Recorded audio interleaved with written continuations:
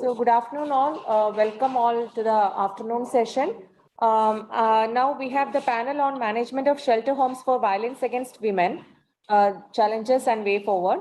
Dr. Sindhu, Associate Professor, Department of English, Bangalore University is the moderator. I kindly invite Dr. Sindhu to take over. Good afternoon to one and all. I hope I'm audible. Yes, our first speaker today in this panel is Dr. Christina Dorothy, who has a doctorate in human development. She has held various roles in the NGO sector and has presented papers in various national and international conferences and published her work in peer-reviewed journals. She has been appointed as District Social Welfare Officer, Thiruvannamalai, in 2017 and has been responsible for stopping a total of 446 child marriages. She has got a national award for Best District Implementing Beti Bachao Beti Padhao scheme and other state awards. Presently, she is working as the Assistant Director, Senior Citizen Welfare section in the Directorate of Social Welfare, in which she manages Swadhar Griha schemes, that is shelter homes for women in difficult circumstances. Ma'am, I invite you to speak. Thank you, madam. Thanks for the introduction. I hope I'm audible. Can I get a thumbs up from someone? Yes, ma'am, you're audible. Thank you. So a very good evening to all and from Tamil Nadu. I thank the WCD Department of Karnataka and our Director of Social Welfare and Women Empowerment Tamil Nadu for giving me this opportunity to speak in this August forum. With your permission, I shall share the PPT on the screen, please.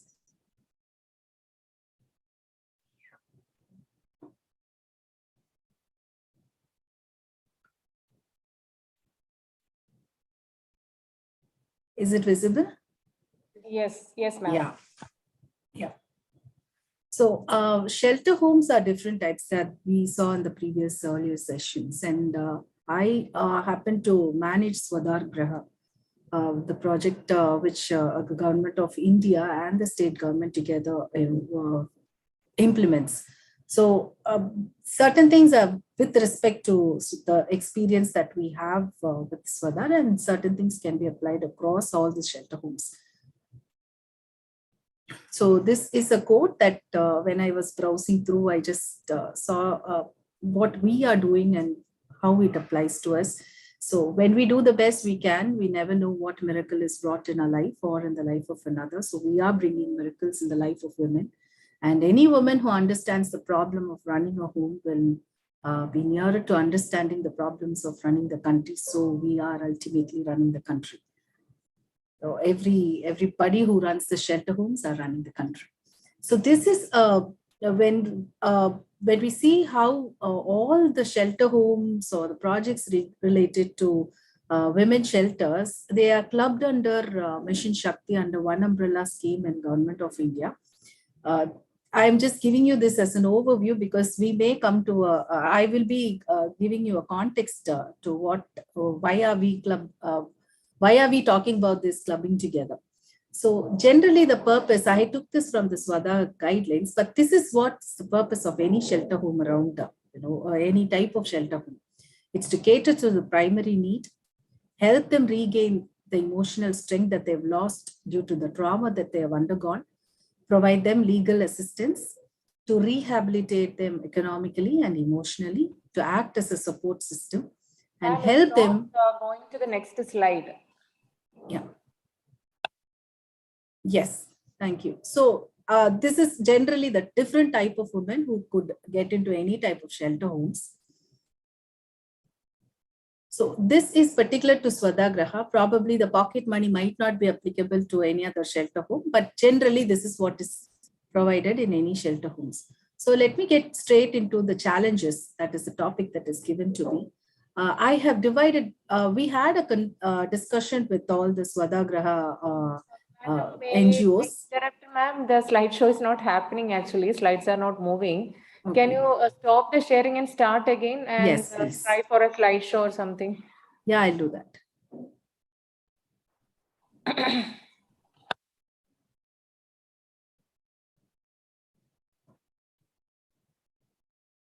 Is it visible? You have to keep clicking. Is it visible? Yes. Yeah, okay. No, So- madam, still seeing the first slide, management of shelter homes for violence. It's still in the first slide? Yeah. So just click on the slide on the left-hand side on the slide, each slide.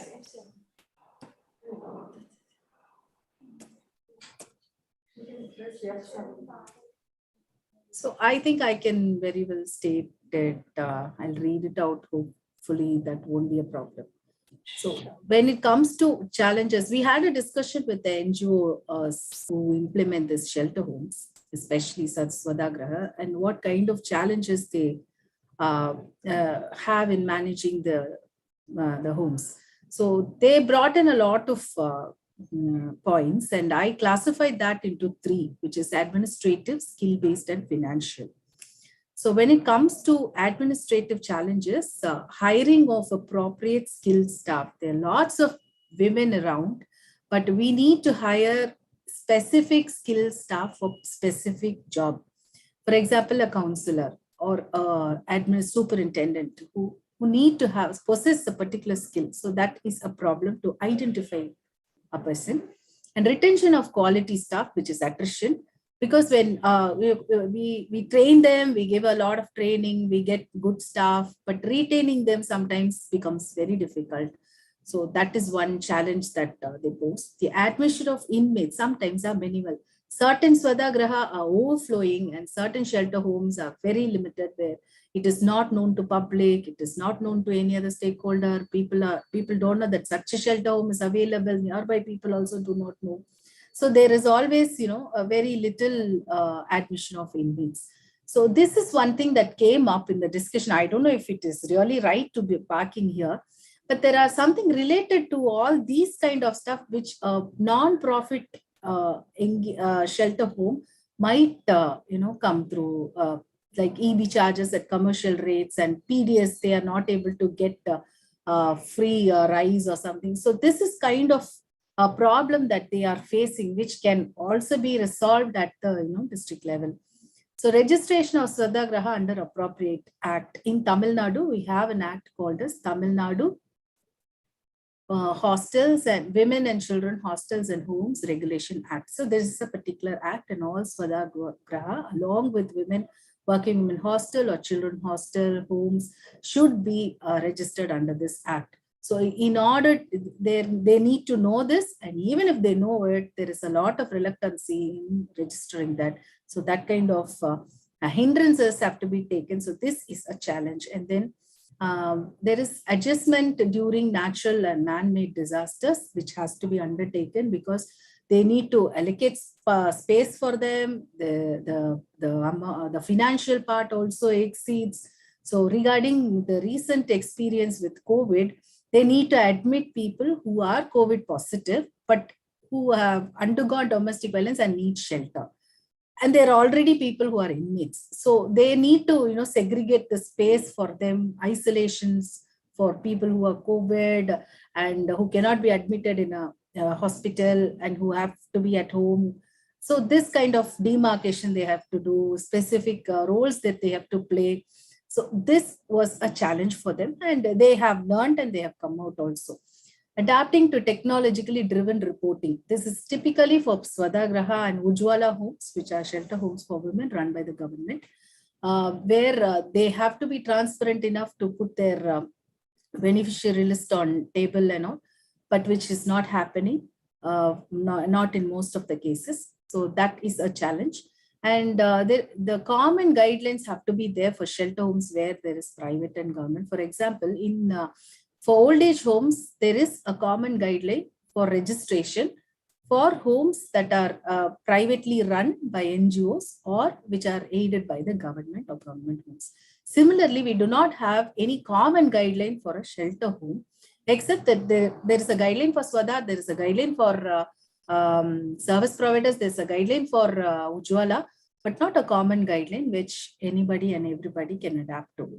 And there has to be a standardized menu guideline. They say tummy kush, mummy kush, or may kush. I saw it in one ad.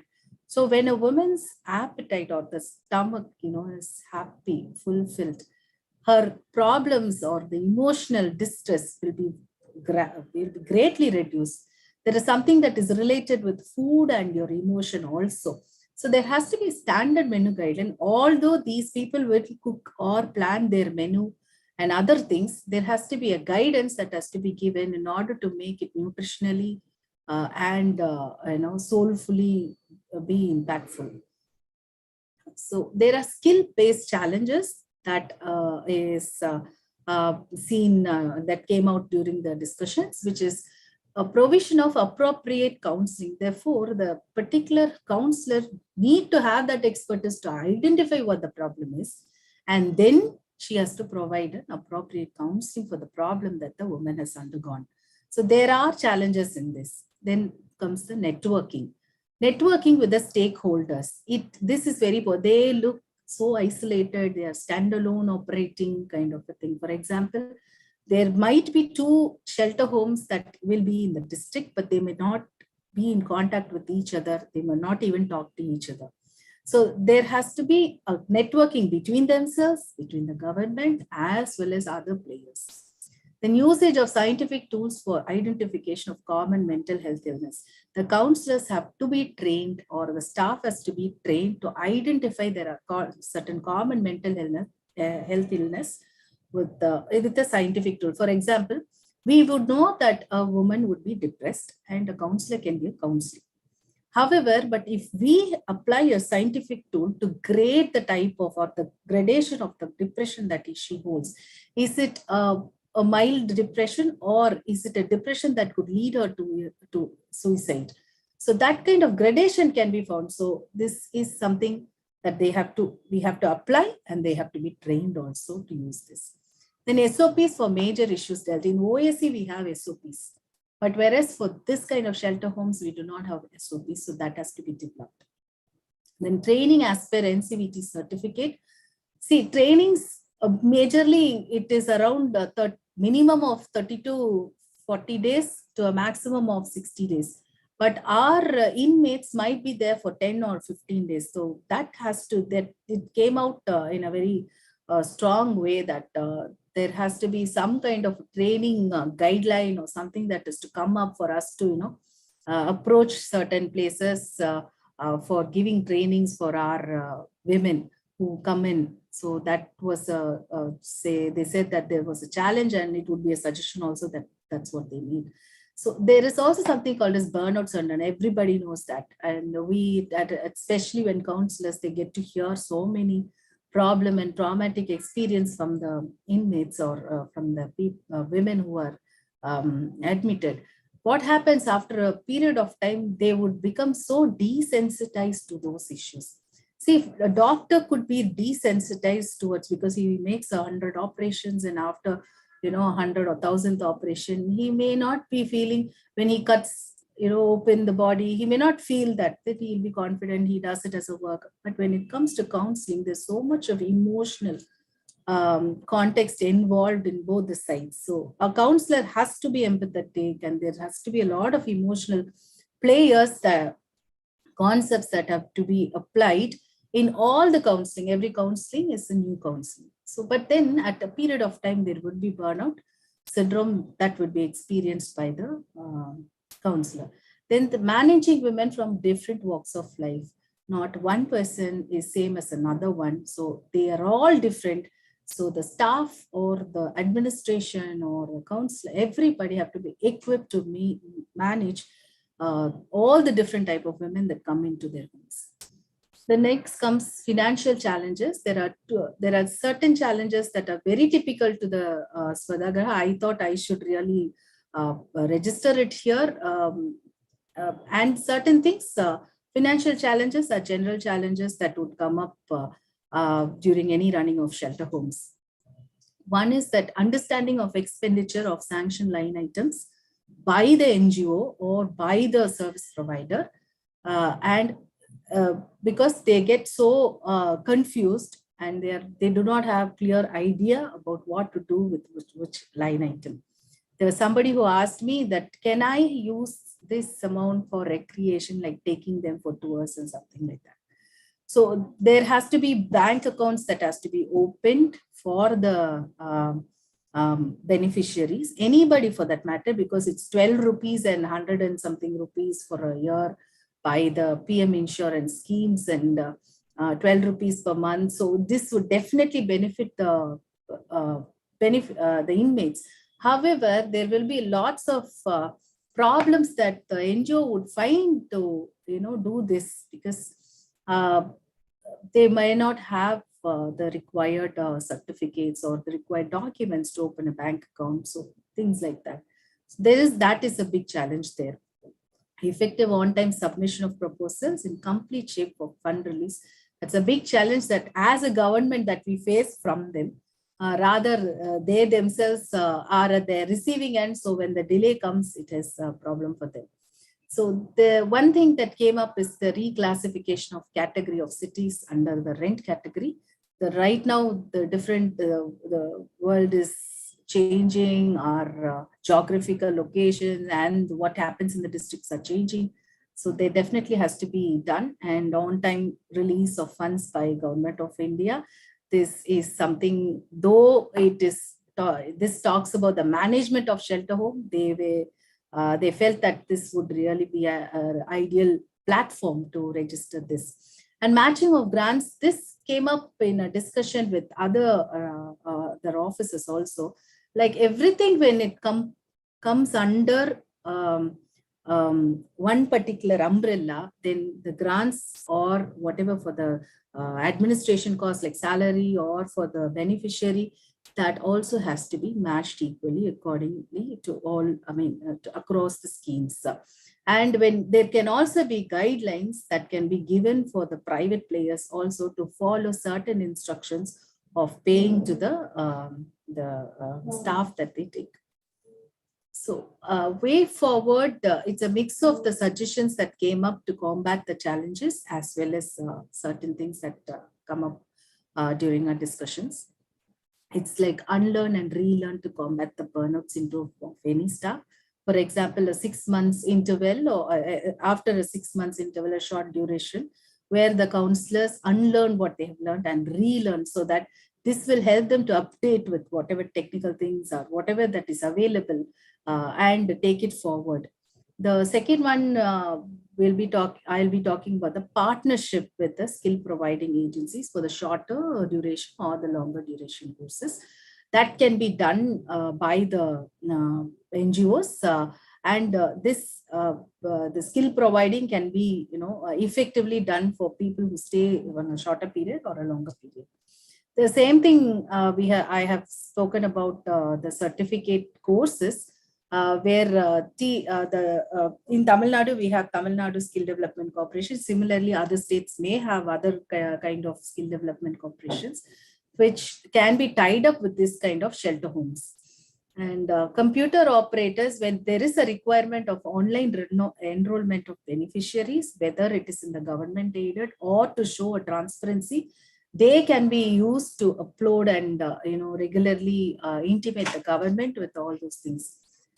Admission, so when women from all walks of life, when they come to a place, we have to categorize them and put them in the right shelter home.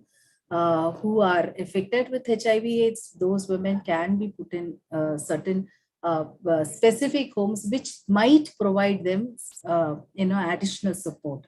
Or women who are trafficked can be placed in Ujwala homes. So there are different types of shelter homes specifically addressing with an expertise, specifically addressing to certain issues of women. So when there is a woman who is coming to a shelter, they have to be rightly identified and placed in the right shelter home. Then strengthening the interdepartmental stakeholder communication for solving most of the issues at the district level. So the networking plays a major role for a particular shelter home, whether it is run by private or by the government or government aided. Their networking, if it is very strong, they can be able to easily come out of all these challenges. Then understanding of new guidelines. So we are expecting Government of India to give us different guidelines for many other things, including financial as well as SOPs for us to take it forward. And the next one is about the fund management of the NGOs through meaningful sponsorships. There has to be checks that has to be involved here, because the same beneficiary cannot be shown everywhere and funds are received for the same beneficiary in many other accounts. So that also has to be checked out. But to enhance or to provide the extra mile to the inmates or the women who are admitted in Swadhar or any other shelter home, these people can involve meaningful sponsorships or sponsors or philanthropists or volunteers to provide that support to the women. So cross-learning best practices could be arranged by themselves or by the district officials, the departments, for them to learn about what best the other person has done. And that kind of an exposure will definitely help them in better management. And dialogues with the Ministry of Women and Child Development for changes in the funding of line items and prompt release has to be undertaken by the department. And the dialogues with Ministry to develop SOPs will also be done. If it is done, then definitely this is going to give us a new approach and a much clearer approach. So this is my last slide. I was reading through my daily reading, and I felt that this is what we are doing from the shelter home. We are clothing her with strength and dignity and making her to fear the future see the future without any fear. So with this note, I am ending my speech, and thank you so much for giving me this opportunity.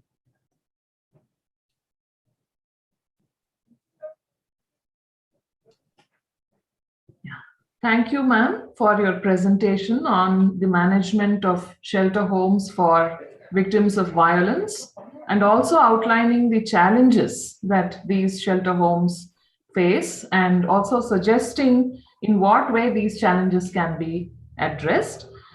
Our next speaker in this panel is Srimati Sharanya S. Hegde, who is the president of the Mahila Dakshata Samiti. She is a multifaceted woman achiever who has dedicated 50 years of her life towards social service. In 1991, she set up the Samiti in her car shed, and she has fought tirelessly against atrocities against women and children, and worked extensively for women empowerment, education, and equality.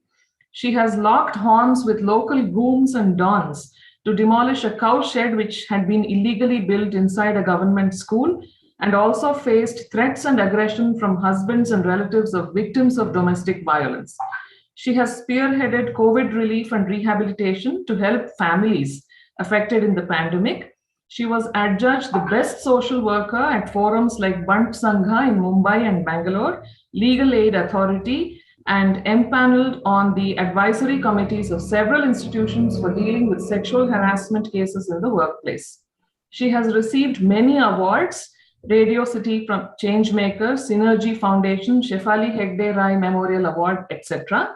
Under her leadership, the Samiti has won several prestigious awards like the Golden Peacock Award for Philanthropy from Portugal, the Times Sahayogi Award, and the prestigious Rani Kittur Channamma Award by the Government of Karnataka for exemplary work in social service. She is also a natural gourmet cook and a gifted painter. Today, she is still hopeful of serving the poor and needy, and her motto being service to the underprivileged is service to the nation. Ma'am, we are truly privileged to have you with us today. I hand over the floor to you. Thank you so much for such nice words about me. I thank Dr. N. Manjula, Secretary Women and Child Welfare, and Priyanka Francis for giving me a chance to come to this forum and put in my views about the Swadhargraha. We are running the Swadhargraha in Dharanapura. Most of the time we have to work in tandem with the police personnel. According to your rules, the government has made the rules. Every time an inmate comes to our center, we have to produce her in the local police station. And when she is discharged also, we have to produce her there. We found quite a difficulty in the beginning because The people in the station were acting little funny, and they would make our warden and the counselor to wait for hours together, and then they talk unwanted things. Actually, to tell you one of the cases, the girl had come because of some affair, and she was admitted here. Then after counseling, she was ready to go with her mother. When she was taken to the station for discharge, the sub-inspector there said, "Why do you want to go? Have you been tortured? Have you not been given?" This kind of unwanted dialogues they were doing. So we got really worried, and then we approached the DCP of the area and the Commissioner of Police. After that, now it is eased out. They are looking after us better. I think we require their help all the time. And sometimes, people, girls who are there, suddenly they will disappear, because mostly if they come from the RC and all that, they want freedom. They just escape. Then we have to go and find the FIR in the police station. In that time also, we face lot of unwanted talk by the police, because it is not because they are not happy in our place. Most of them, they want freedom. They just want to go on the street or whatever. They don't want all the facilities which you are providing. So they just try to escape. In spite of, we have got so many doors, so many locks everywhere. In spite of that, they find a way of just escaping without telling anybody. And I think the department should make the police station all aware that this is the work NGO. And even police stations, even in the courts, even in other places, we are NGOs are not as recognized that we can give shelter to the people and we can look after them and reproduce them. So they are required to be sensitized. So actually, we had last year done sensitization program for all the police stations surrounding Bangalore Northeast. Then we had a full sensitization program for the Vidyaranya police only, because we commander them. And also in the police commissioner's office, we had a sensitization program for most of the other officers. And we feel that the police personnel below the rank of sub-inspector, they require to study how to deal with the women when they come to the station, how we go, or the photograph people come there, how to treat them. They should know. They have to be sensitized, and it makes our work much easier. Then coming to the, some of the cases when we go to the court also, there was a case, this girl was fully tortured by a husband. He used to, burn her private parts with a cigarette butt and put some instruments inside. And he was such a horrible fellow. She had become, sort of mentally depressed, and she came to our place. After a lot of, counseling and all that, she became all right. But then she filed a case in the court. Whenever she went to the court, the husband used to come and manhandle her, also make her children to spit at her and things like that, all in front of the magistrate. And what all the magistrate said was, after all, he's the husband. It was too shocking. Then we had to complain to the higher authorities about these things. And also, we did training program, sensitization program for all the magistrates in the Judicial Academy a few years back.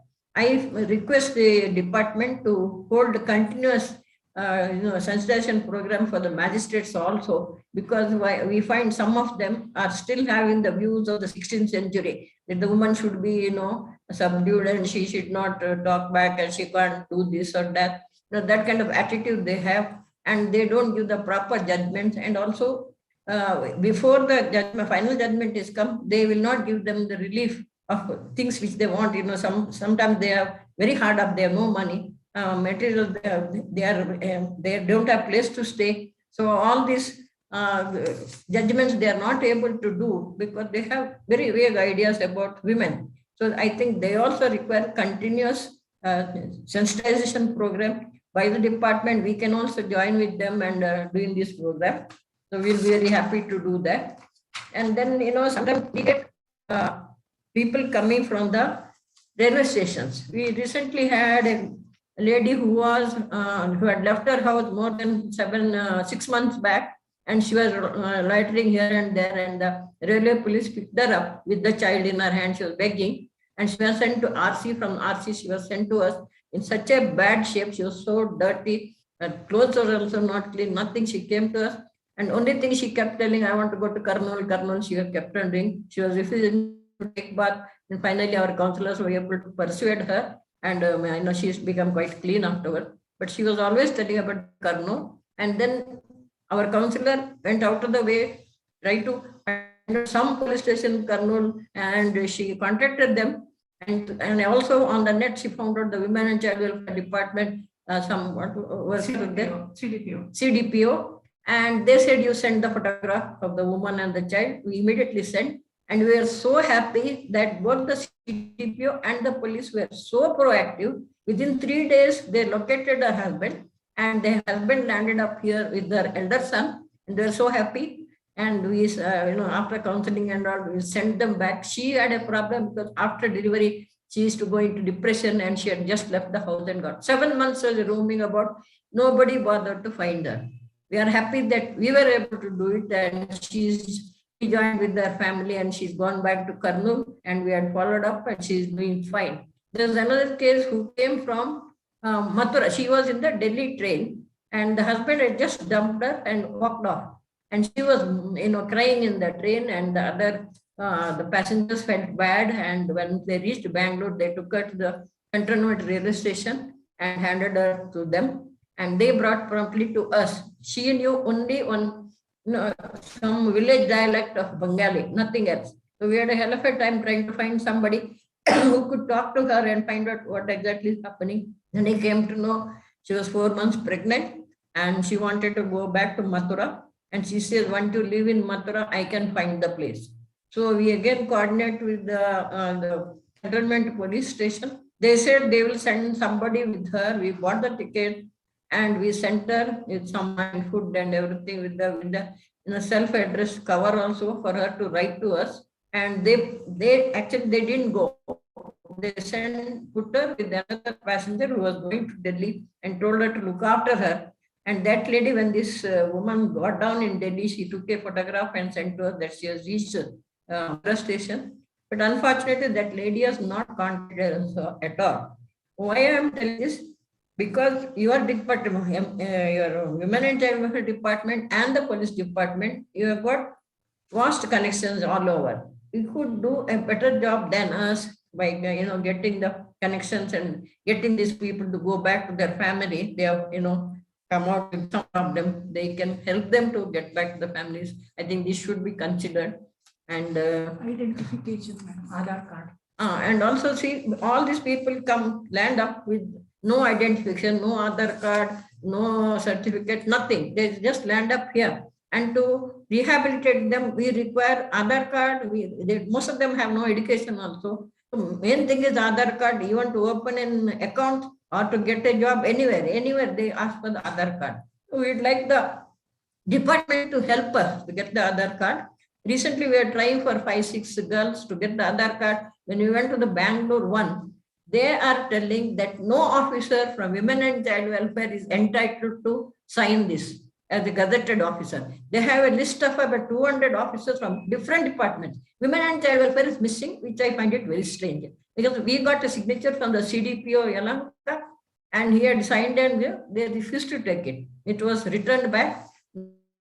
We had to again go through the whole thing and get the Aadhaar card done. And he said, you give us the full list of people who can sign so that we can get the correct person. And so the people are waiting to get job and to start their account in the bank. And this is the most important thing. We would definitely like to have help from the department regarding this. Then coming to, all of us are talking about so much of violence against women. You open the paper, everywhere it is there. And during this pandemic, anyway, the cases have gone up so much of violence. And not only violence against women, the small girls are being, raped and sexual harassment, all these kind of things. So to stop that, I feel it's the only way is to sensitize the children now from 1st standard up to 10th standard.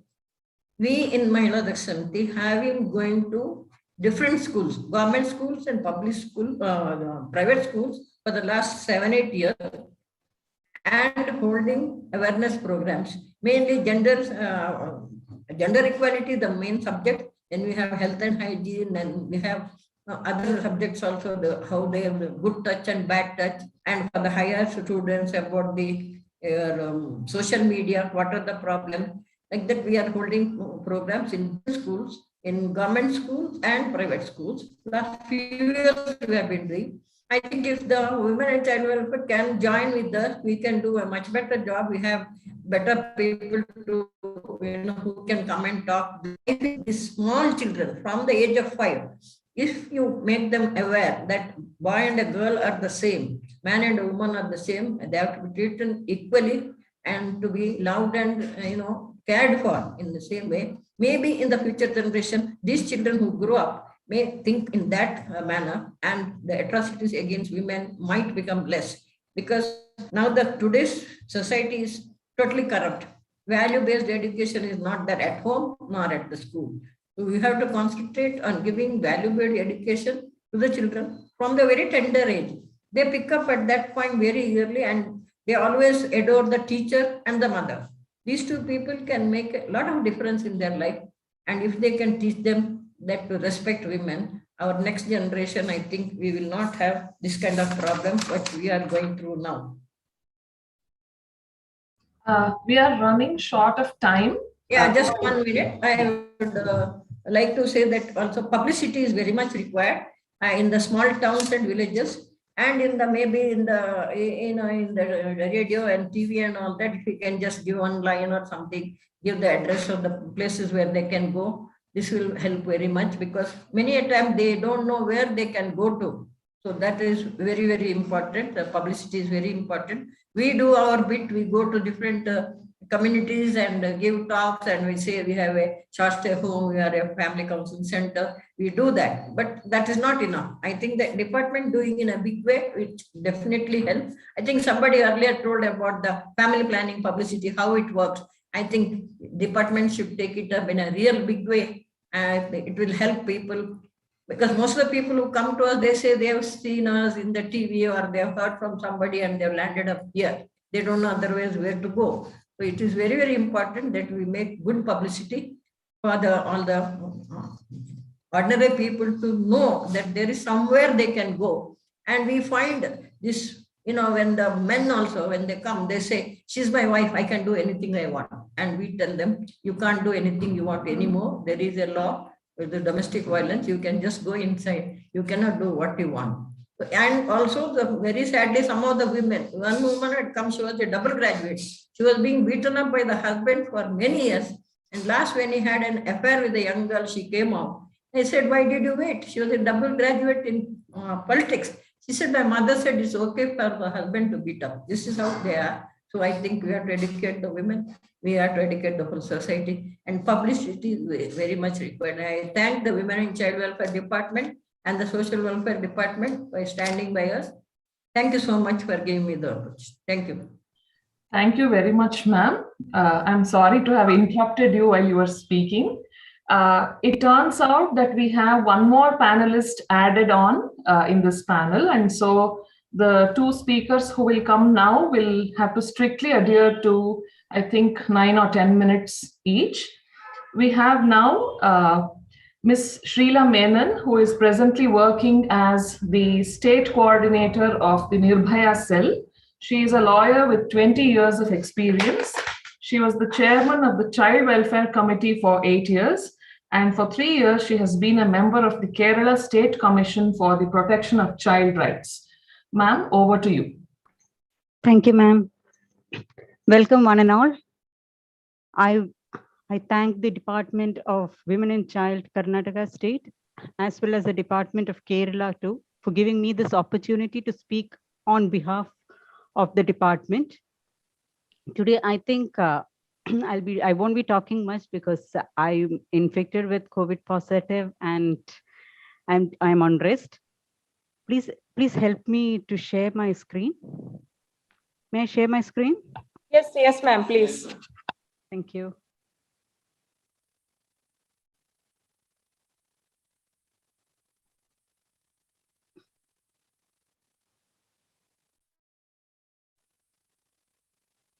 Okay, ma'am, I think I'm audible and the screen can be seen too. Yes. Okay, thank you. Here I have just changed a bit in the topic because as far as father homes and other things, we have been running it. We have a special program over here in the state of Kerala, and I would speak on that. That is the best practices adopted towards the rehabilitation of violent survivors, particularly with regard to the POXO survivors. Here we have a policy for the children, and that policy is not only for the children, but also for the women here in Kerala. That is called the Nirbhaya policy. And the Nirbhaya policy, which came into existence in 2012, much more before than the Nirbhaya incident, that is in March 2012, the Nirbhaya policy came to effect in Kerala state, and that was to combat sex violence, gender-based violence, and sex trafficking of women and children. For all these category of women and children, such a policy was adopted by the Kerala government, which gave a great emphasis, or the objectives of the department was to prevent the sex crimes and to protect the victims of the sex crimes and trafficking, and to ensure that a strong rule of law was there, and to empower the survivors. Here, the empowerment was done by the government, not only by putting them into the institution, but further they were given an opportunity by keeping them in the community itself. We were giving them much other opportunities and much other facilities by which they can come to the mainstream of the society. And there was a data collection with regard to the sex crimes and trafficking. Many projects were adopted by the government of Kerala after taking into account the collection of the information from the police department as well as from the other departments which are dealing with the trafficking and other crimes. That is, in certain cases, we find that in trafficking cases, many people are brought from outside the country. Especially with regard to Kerala, we are a state which have been taking in many population, that is not only from the outer states, even from the outer countries, that is especially from the Bangladesh, Nepal, Bhutan, etc. We have many people who have been trafficked into our state. So for all these to compact and to find out rehabilitation for all these sectors, we had put forward a policy called the Nirbhaya policy, and under the policy, which is working under the Women and Child Department, a separate cell was created, which is called the Nirbhaya cell, and the Nirbhaya cell is headed by a state coordinator who is a joint director or assistant director of the department. So such a person is appointed as the state coordinator, and we have been implementing this policy from 2012 onwards. And this is mainly aimed for prevention, rescue, protection, rehabilitation, repatriation, reintegration, legal reforms, monitoring mechanism, and departmental convergence. Here, the departmental convergence is done by the cell themselves. That is, we got to have convergence from all the departments for benefiting women and children, because Women and Child Department alone cannot stand as a pillar to help them.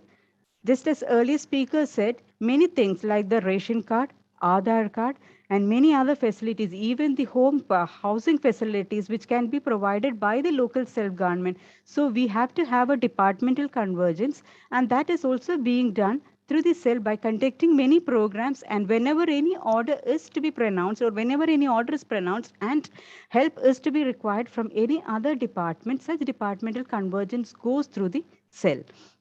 We have many other systems, and the strategy that we have developed is there is a community engagement. How the community engagement is done? Sorry, the community engagement is done through the ward level committees, through the Kudumba Shris. We have Kudumba Shri units over here. We have Jagrata Samitis over here.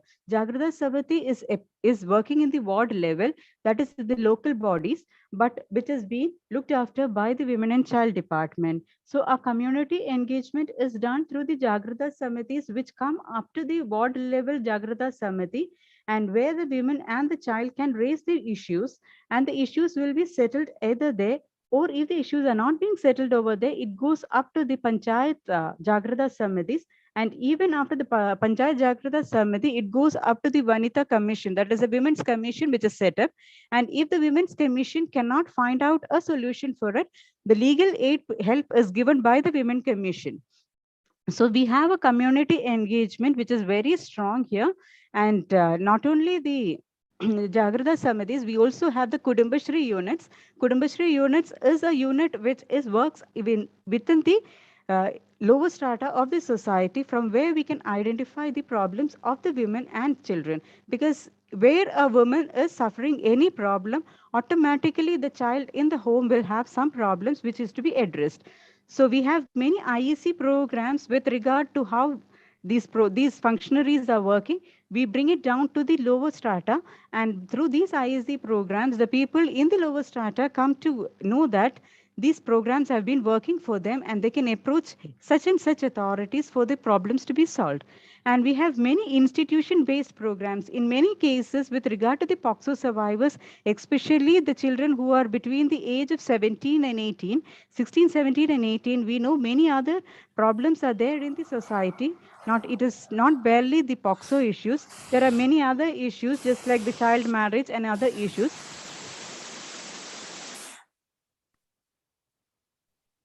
Yes, someone has not muted their mic, I think. Please, if they can mute their mic, I could talk freely. Thank you. So the institution-based programs are being conducted, and many other awareness programs are being conducted by the department to make the people aware that what is to be done when a domestic violence is reported, or when there is any other issue, gender-based violence is being reported in the areas. We have one-stop centers in all the 14 districts of the state, and it has been working very efficiently. And we have shelter homes under the cell, which is mainly run for the POXO survivors. And we have other Swadhar homes and for the domestic violence survivors. But here under the cell, we have shelter homes purely for the POXO survivors, which is just for the rehabilitation and reintegration. And in many of the trafficking case, we have many other, I'll be putting down some examples in the trafficking cases too. And the community mobilization and sensitization is done, as I have stated earlier. So with regard to the institutions that we have with the POXO, that is, we have 13 entry homes.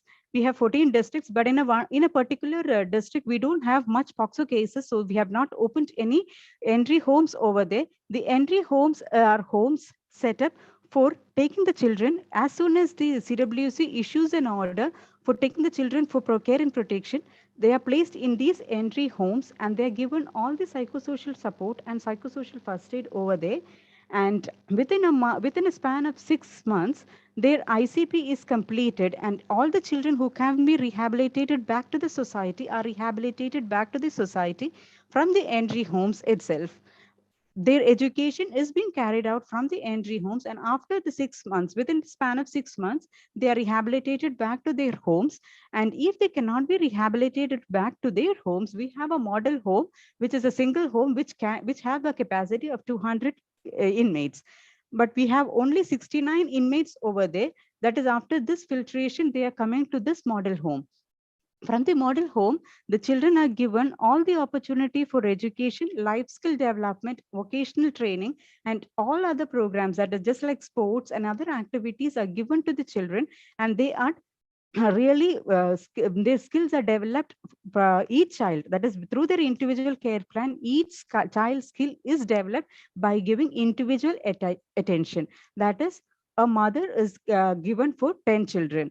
With the age category of 10 children, there is a mother, and that mother will be dealing with the child over there. And so all the needs of the child will be met at this model home. Then we have an integrated care center, which is in cases where the child goes pregnant. A child cannot be put with the other inmates. So the child is taken to this integrated care center if she has to undergo an MTP, or if she has to undergo the delivery. All the things are given from all their care and attention, the nutrition, food, medical attention. We have nursing care, everything over there in this integrated care center, and the child is taken care for there from there. And if the child is, if the baby, that is the infant baby, what is to be done with the infant baby, whether the mother wants to take care of the child, if the mother wants to surrender the child, all these things are taken care from the integrated care center, and the child is given all the mental support from the integrated care center. And we have SOS model homes for children of the POXO survivors who are below the age of 12 years, and all of them go to this SOS model home. So they are not going to the entry homes or to the model home. Instead, they go to the SOS model home where they get proper care and attention because they are having a very tiny age. And in many cases where the children go through these trauma, they have mental health issues. Not only mental health issues, they have to overcome the trauma. Sometimes they may show some disorders. It is not a personality disorder or any other mental illness, but they may have some certain disorders. And even if they have any mental illness, we have a mental health center purely running for these POXO survivors, which take care of these survivors, and individual attention is given to them in this center. And after the treatment, they are sent back to their own district entry homes. From there, according to their ICP, the rehabilitation will take place. And Tejo Maya, we have a home called Tejo Maya. At the age of 16 years, if a child is not willing to study more, that is within academics, but the child has some vocational interest or some skill training interest, the child will be given the proper training on the vocational trainings. And the Tejo Maya home builds the capacity in the child, that is for financial management, how she has to manage the finance after getting in, becoming an entrepreneur, how she can manage her finance. All those things are being taught in this Tejo Maya, and many skills are being taught there. Even fashion designing, baking, many other things are coming there. And even a unit, after they have been given training for a one year training, a small unit is being run in the Ernakulam city, which is one of the major cities in Kerala state. And from that unit, we will be supplying the goods to the local people over there. And after generating income, the income generated by the particular individual will be taken as a corpus fund for starting a unit for the child, by taking into some other local, from this local self-government, by taking into account some loan or other things from the local self-government. So 50% from the corpus fund, and 50% will be a loan, and by the financial management that is being given to her with a year's support from the NGO who is running the Tejo Maya home. The child will set up a individual unit. And there is an aftercare home for all the children who have attained 18 years. And from the aftercare homes, they can either go in for their academic studies, or they can develop any other jobs, or for any other professional courses, and other things are being taken care of from the aftercare homes. And with regard to the special need children, this was one of the problem which was never addressed. And especially for girls, we didn't have in the government sector as a home for the children with special needs. So for the POXO survivors alone, we have started a home for children with special needs, and this, they will address all the needs that they have to get, especially with regard to the special education they have to be given, and with regard to the vocational training that they have to get, or the speech therapy, etc., are being taken care from this particular center. So these are the centers that have been run by the Nirbhaya cell, which is under the Women and Child Department. Further, we have a project called the Kaval Plus. That is, when there is a rehabilitation, when the POXO survivors are being rehabilitated into the society, we usually put a follow-up and things, but in all cases, an institutional care may not be necessary for a child.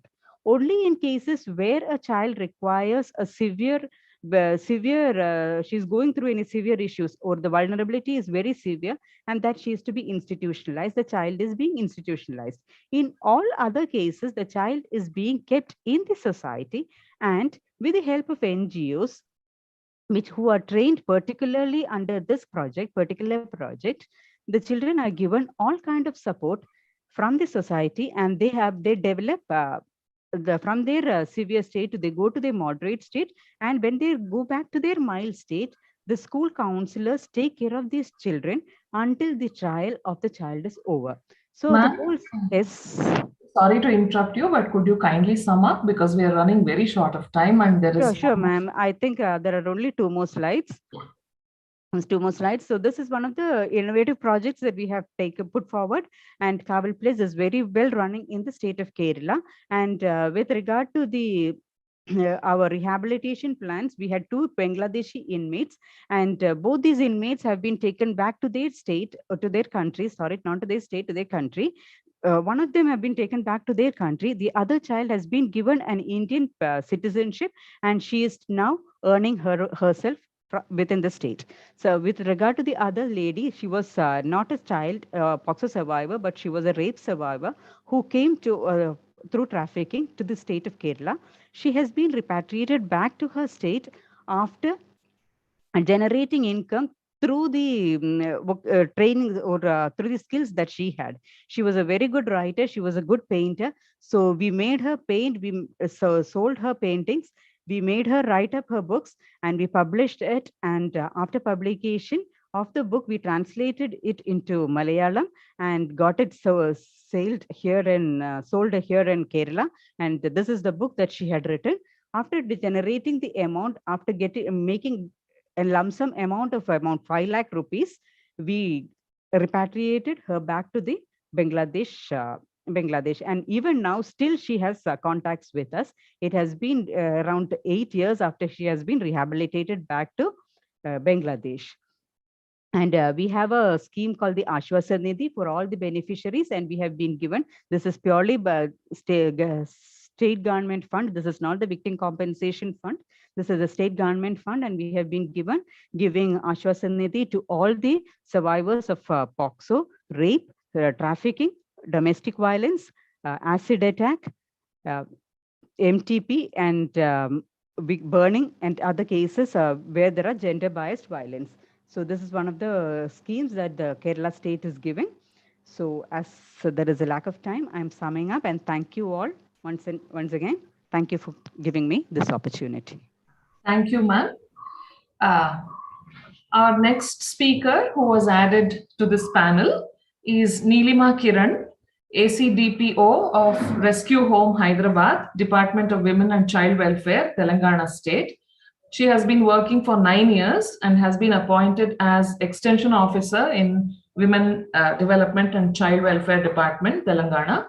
She has conducted various activities under Beti Bachao, Beti Padhao scheme and has worked in the adoption section for 2 years and is working at present as in-charge officer at the rescue home for trafficked victims for 2 years. Ma'am, over to you. Thank you, ma'am. Good afternoon, everyone. My name is Neelima. I'm working as in-charge officer at Rescue Home Kukatpalli, Hyderabad, Telangana State. I would like to brief about the activities taken up for providing shelter and rehabilitation for the trafficked victims. According to the, shall I share the screen, ma'am? Sure.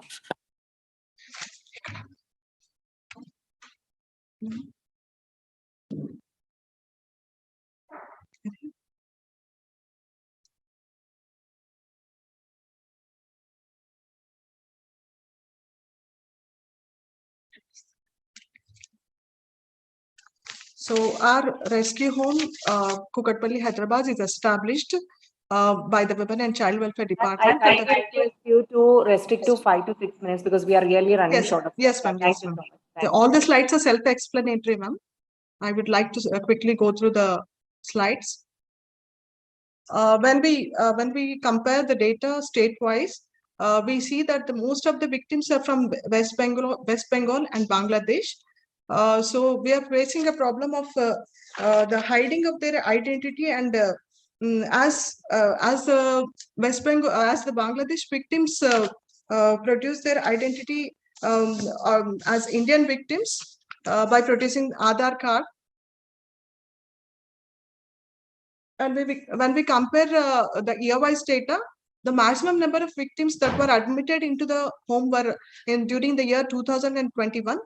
This is just because of the job crisis during the pandemic. And as soon as the victim is rescued by the police and the victim is produced before the court, and the court directs the victim to be kept under safe custody, for shelter and rehabilitation. As soon as the victim comes to our disposal, welcome kit is given. Welcome kit consists of 22 needful items like 2 pairs of dresses and other things. And once the victim admits into our home, counseling sessions are conducted, medical tests for HIV, VDRL, and all the other tests also done. And victim is kept for quarantine for 15 days. After 15 days, the rehabilitation of the victim starts. And we provide physical care like food, clothing, and health care, and also psychosocial support like individual and group counselings. Vocational skill training like jute bag making, moti bag making, tie and dye, magam works are also taken up here. And a rehabilitation kit of 25,000 rupees is also planned for the victims who stay for more than 1 year. By our commissioner, Srimati Divya Devarajan. And legal support of free legal aid is also provided. And IRF, that is immediate relief fund of rupees 20,000 is also given by the state government. And civic benefits like Aadhaar card and bank account opening is also done. And in our home, the best practice, we would feel that we have provided jobs for the victims who stay for more than 1 year. Four victims are given as are appointed as caregivers with an amount of rupees 7,800, and 2 are appointed as assistant cooks, so that when they go back to their place of origin, they can earn some amount and then they should not go back to the re-trafficking. And we also give rupees 1,000 for gardening. I would like to quickly go through the slides. And we have 52 CCTV cameras who monitor which are kept for monitoring the movements of the inmates. And the best practice we have done in our rescue home is by grouping the victims and by naming the groups as yellow sapphire, emerald green, ruby red, topaz blue, and blue sapphire, and so that they can know the life of their preciousness. And we have also kept the biometric attendance for the inmates so that we can identify the re-trafficked victims. Various vocational skill training, things like you can see the tie and dye. So they have uniforms, and masks are also prepared by the inmates. They are paid for the orders.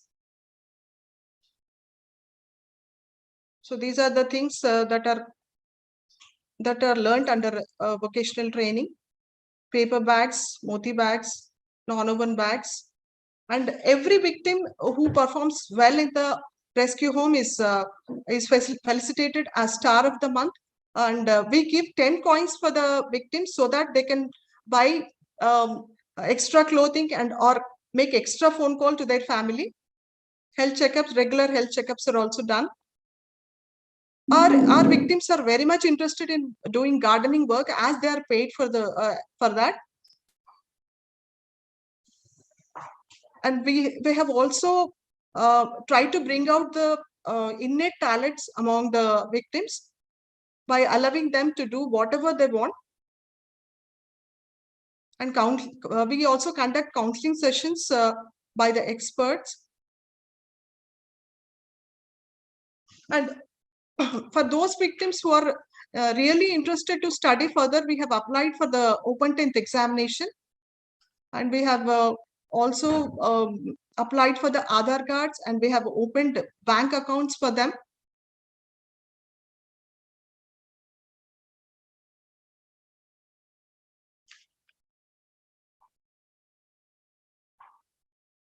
You can see the paintings done by the victims. They themselves don't know the innate talents in them. And when we look into the process of release, we see that if the family files the petition, the victims will be reintegrated to the family. And if they don't have any family for filing the petition, the superintendent of the home, after the stay of 1 year, will file the petition for them for social reintegration. And for the victims who are who belong to the other countries like Bangladesh, will be repatriated. and the victims who belong to non-SAARC countries are deported to their country of origin. And this is the process of repatriation and deportation.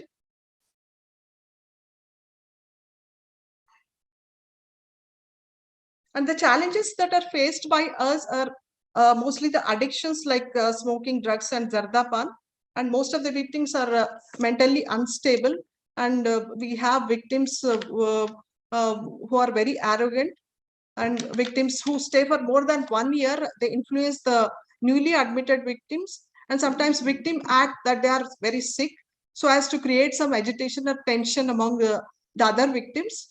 They threaten by consuming sanitizer or hang themselves so that they can go out of the home, and quarreling and damaging of the things that are there.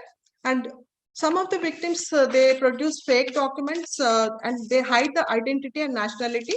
Most of the West Bengal victims, they claim to, they belong to Bangladesh, and they produce Aadhaar card, and they communicate with the agents. That is very difficult to identify. And victims under NIA investigation stay for more than 2 years, and they also create some agitation in the home. And there is the challenging task is cross-border victims and re-trafficked victims. Ma'am, would you kindly sum up? Yes, ma'am. We have provided a rehabilitation kit of 25,000 rupees. That consists of a machine. We are giving the machine as well as the moti so that they can start a business of their own.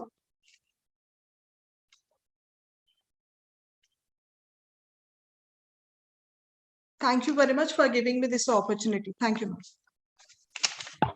The slides were very interesting, and I was sorry to have to interrupt you and ask you to stop. I think in this, prevailing culture of victim shaming, the measures that the panelists have been speaking of in addressing this problem as a challenge has been very interesting. I now hand it back to the organizers. Dr. Sindhu, there was a query from Dr. Sudeshna. Dr. Sindhu, can I ask Ms. Nilima one question? Yeah, please. Yeah, can you please answer that? What is the process of social integration that in terms of release? You say that reuniting with the family, and after 1 year, there is a provision for social integration. So how Yes, you ma'am. make that release possible? Can you please tell me on what ground? Yes, ma'am. Well, as soon as the victim comes to our disposal, she stays. If she doesn't contact with the family members for 1 year, we consider them as orphans, and because that the family doesn't accept them, then we request the honorable court to release the victim, so that she can go to the society and live on her own. As we are providing the rehabilitation kit, and we are also offering some jobs. Yes, ma'am. Her willingness is taken? Yes, ma'am. Her willingness is definitely taken, ma'am. How you ensure that she is not trafficked or she fall into any such kind of a process? Do you have ma'am, she stays with us for a period of 1 year, so that even after 1 year, she's her behavior is not changed. Means we'll try to keep her in our home and try to rehabilitate for more time, ma'am. Unless and until we are sure that the victim cannot be socially integrated, we don't send them free, ma'am. Okay, thank you. Okay. Thank you. Yeah, thank you, So Dr. much, panelists. Back to the organizers now. Yeah, thank you. Next, we have the panel on best practices adopted towards prevention of women and children trafficking, for which I invite Dr. Priyanka Mathur, Associate Professor, Jain University, who is the moderator of the panel. Over to you. Thank you so much. I hope I'm audible. Yes. Thank you. I would like to first convey my heartfelt gratitude to Dr. Sudeshna Banerjee and the other esteemed organizers of this very important Southern Region Stakeholders Conference. So we now begin our session on the best practices adopted towards prevention of women and child trafficking. And we have a very distinguished panel. Our first speaker is Dr. William Christopher, Mr. William Christopher started his career as a social worker with BCM providing leadership development and village level monitoring for social justice in the year 1992.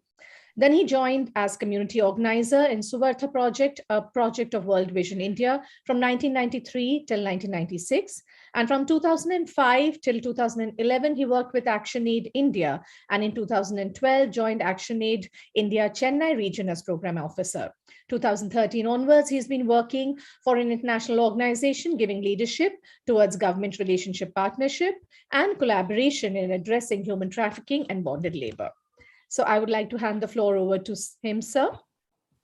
And I request all the speakers to keep the session to 10 minutes maximum because we are really running short of time. Thank you all. Yes. Over to you, sir. Sure. Can you hear me? Yes, sir. Please carry on. Good afternoon, everybody. It's a privilege and honor for me to be amongst all of you, distinguished guests and speakers and the officials, those who are concerned about the issue of violence against women across the state. And it's, hello, can you hear me? Yes, William, please continue. Please carry on, sir. We can. Sure. So it's very interesting subject from morning that we have been discussing about violence against women. Whereas except Neelima, I think no one else spoke about the issue of trafficking. Kerala state has been addressing the sex trafficking issues, etc. But I'm representing the government of Karnataka, where I'm also living in Karnataka. We have seen that Karnataka is standing at the 3rd place for trafficking of women. And it is also at the 2nd place for trafficking of children. It's very disheartening for all of us because number one reason is that there is huge number of trafficking cases being addressed in the state of Karnataka. At the same time, it's not a good sign that our state is vulnerable for women and children to be trafficked. First of all, I would like to say that we need to have a good and clarity and understanding of the issue of human trafficking. People say that ideal images are personal destroyers. There are many ideal images that which is destroying every individual in the society. So I would like to say, as a part of the state hyper committee on the issue of human trafficking in Karnataka, that we need a clarity on the issue of human trafficking. The constitution gives a clarity on the human trafficking. MHA guidelines gives clarity on the human trafficking.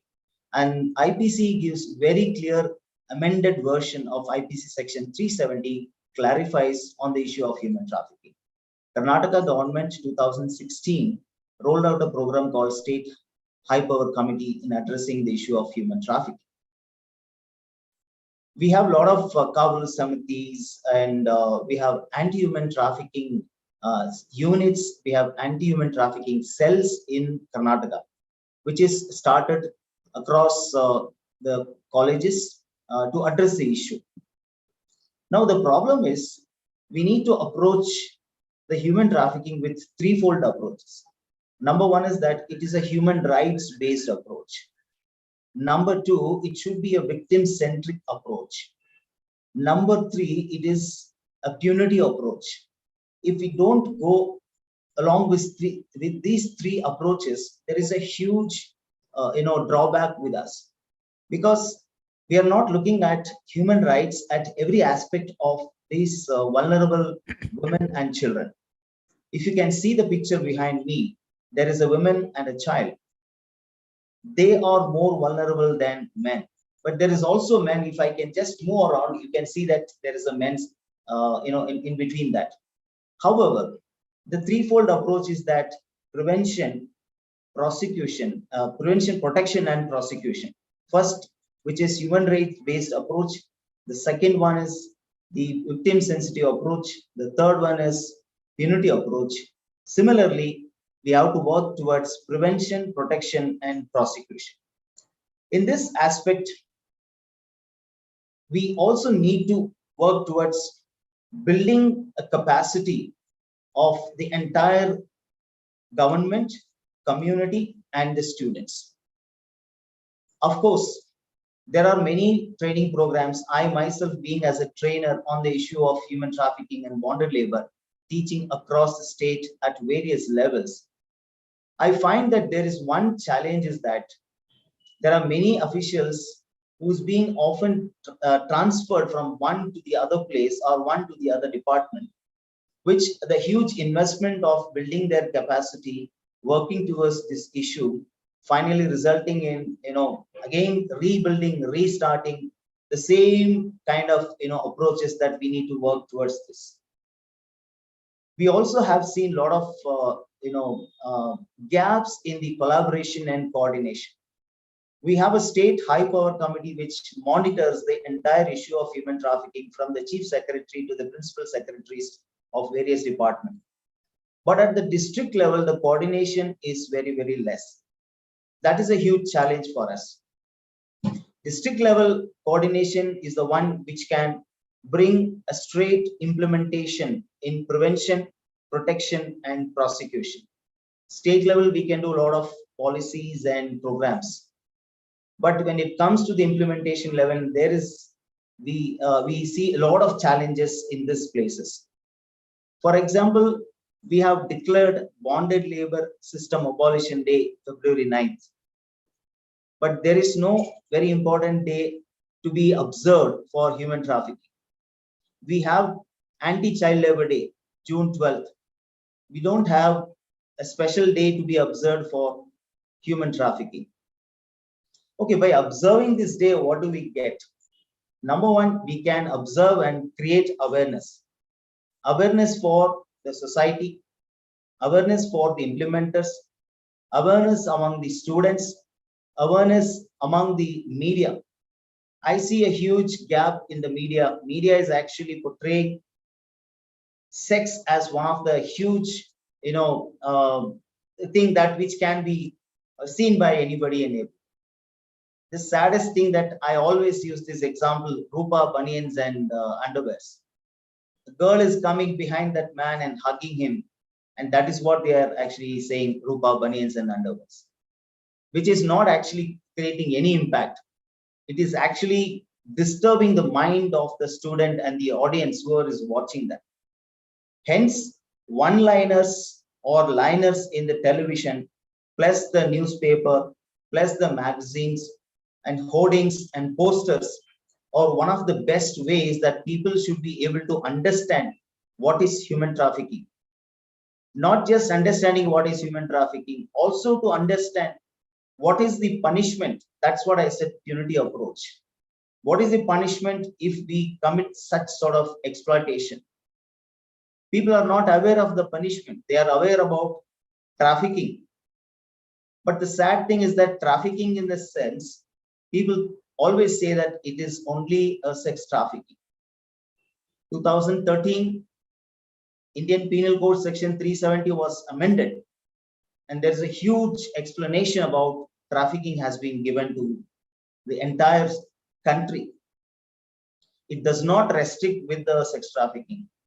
It also covers the labor trafficking, bonded labor, child labor, domestic labor, and migrant labor. Migration is another huge. Just to tell you, you have 2 more minutes to wrap up, please. Sure. I will definitely wrap up.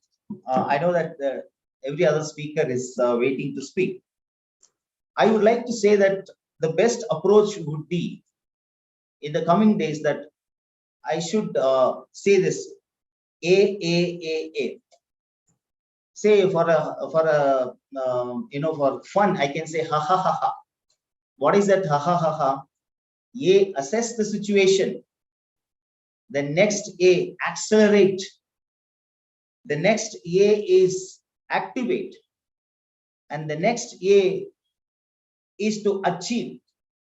If we can assess, accelerate, activate, and achieve, we can prevent, whether it is sex trafficking, whether it is labor trafficking, trafficking of women or children, etc.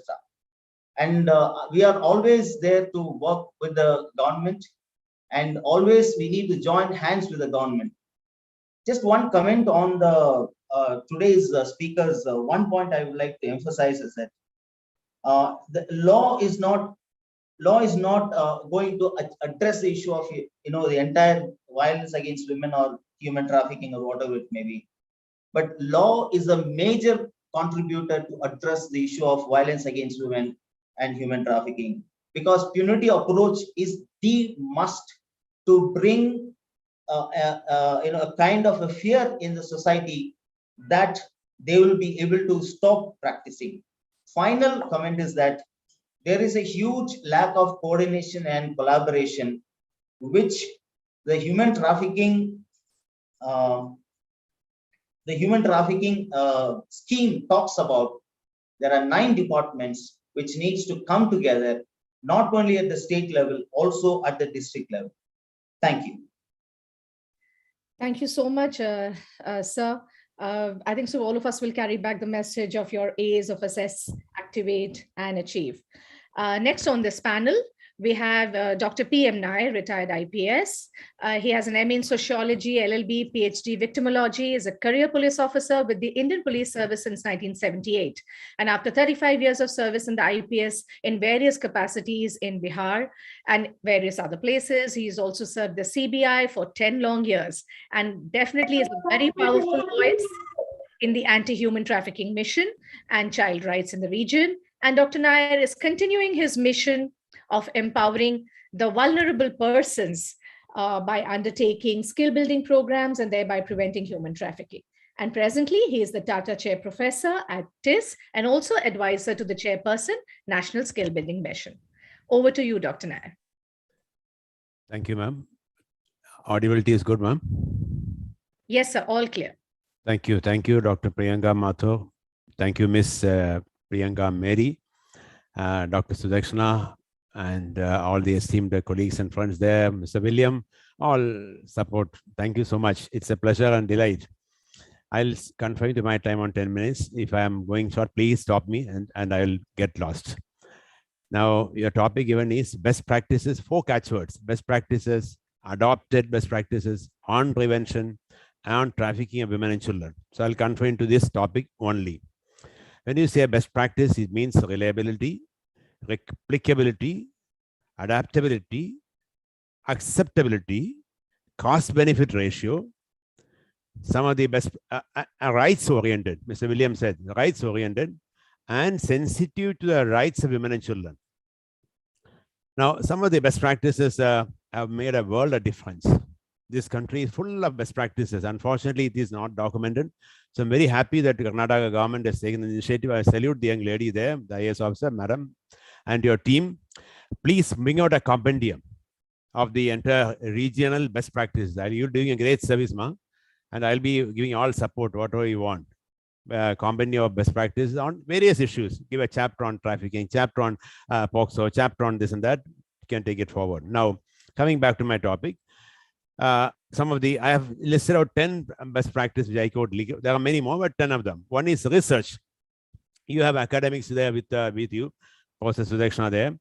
2002, 2004, when the National Human Rights Commission decided to do all India research on human trafficking to know what it means, that they decided to do a research, and they asked me to do as a research officer, the project researcher, main researcher, based on my PhD, etc., etc. And I did the research for 2 years with the NHRC.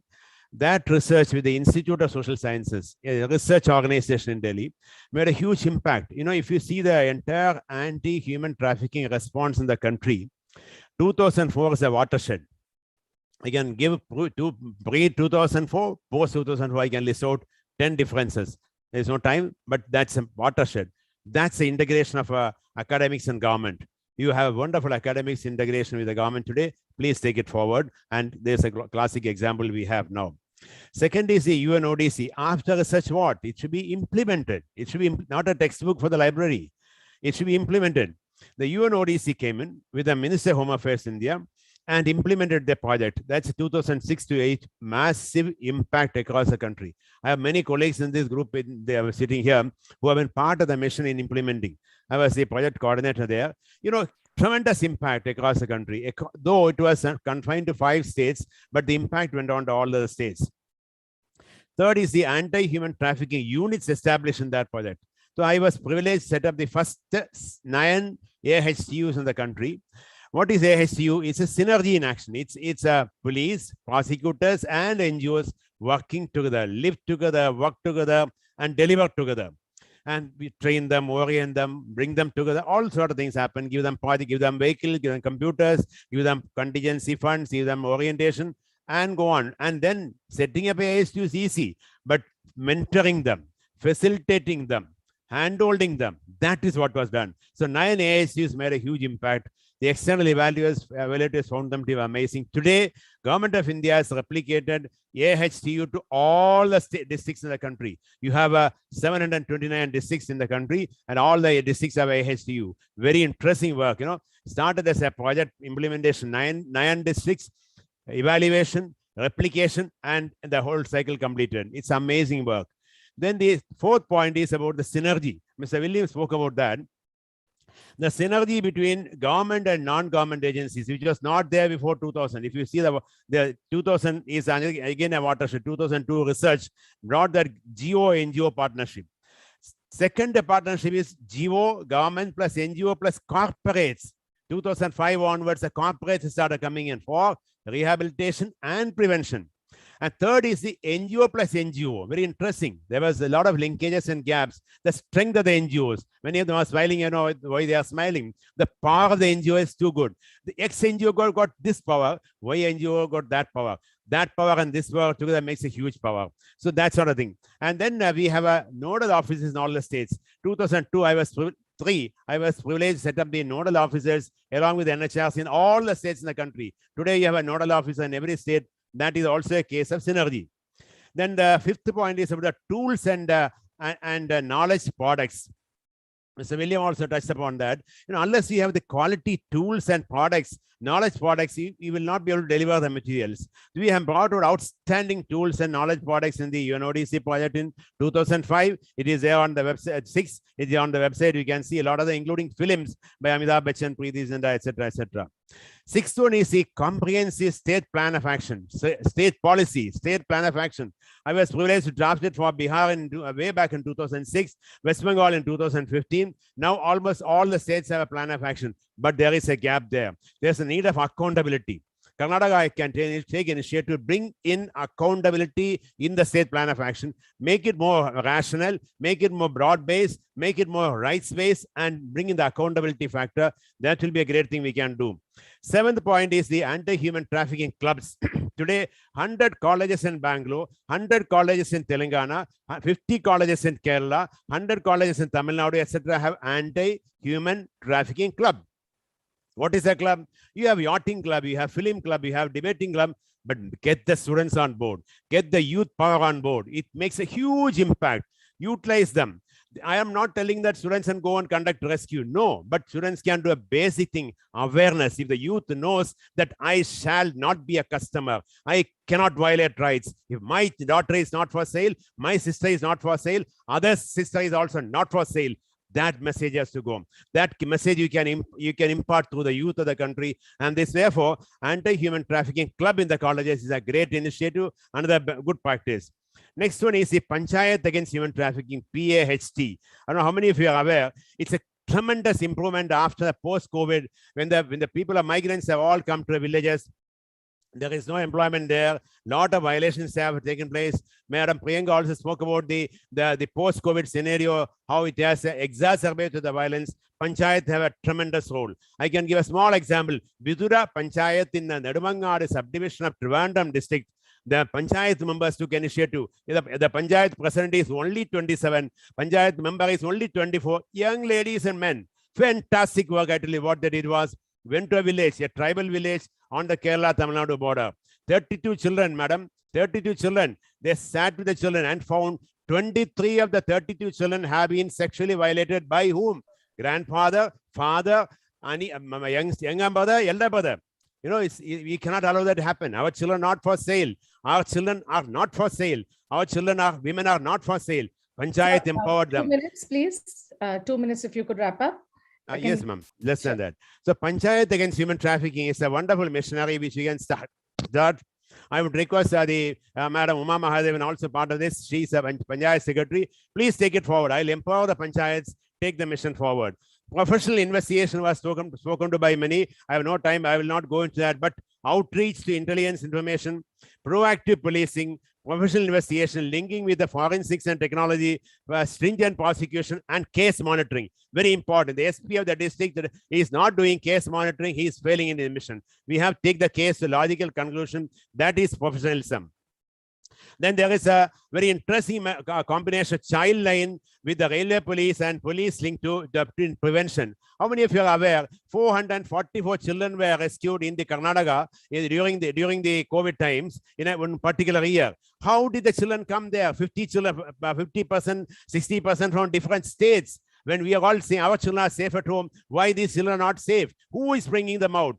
That's the point. When the child line is a wonderful machinery you have today, please work along with them. I didn't find them here. Please bring them along with them. If you have to, they can do a great service, work along with them. Then the 12th point I would like to say is on the funds availability. Funds are available in massive numbers. Let me give a small example. Again, a good practice. Ashwati IAS, Shiny IPS, two young smart girls of Odisha. Both from interestingly, both from Kerala. No, these days they started. Why not do something innovative? ICPS has got money for all activities relating to rescue, post-rescue care and attention. How many of you knew? Government of India money, 35 lakhs they had. Use the money in a very effective manner in prevention, in rehabilitation, in counseling, in all matters. ICPS funds are available. We don't know, therefore we are not using that. Another good practice. Last but not the least, ladies and gentlemen, prevention of re-trafficking is very important, where we need to have a rehabilitation. It should be rights-based agreed. It should be a proper rehabilitation where the skills are given and proper livelihood options have to be given. Otherwise, there is no option. We have one lady speaking earlier on the rehabilitation models of Kerala and Tamil Nadu and Karnataka. Very good. All the rehabilitation models, there are some questions to ask, but it can be a great model when you do a rehabilitation with a rights based on skills and giving a sustained livelihood option with a marketing facility. There you are doing a great job in preventing re-trafficking. I have spoken only on the 11 points. I can speak on 110 more, but Madam Priyanka doesn't allow me. Therefore, I stop here. Thank you. Namaste. Jai Hind. Sir, Dr. Panchayat, sincere apologies. This is my job as chair. I'm sure I can understand you have so much to share with us. I particularly appreciated your points about NGO linkages, the importance of clubs and panchayats, and your suggestions on how to use the finances. So thank you so much, Dr. Nair.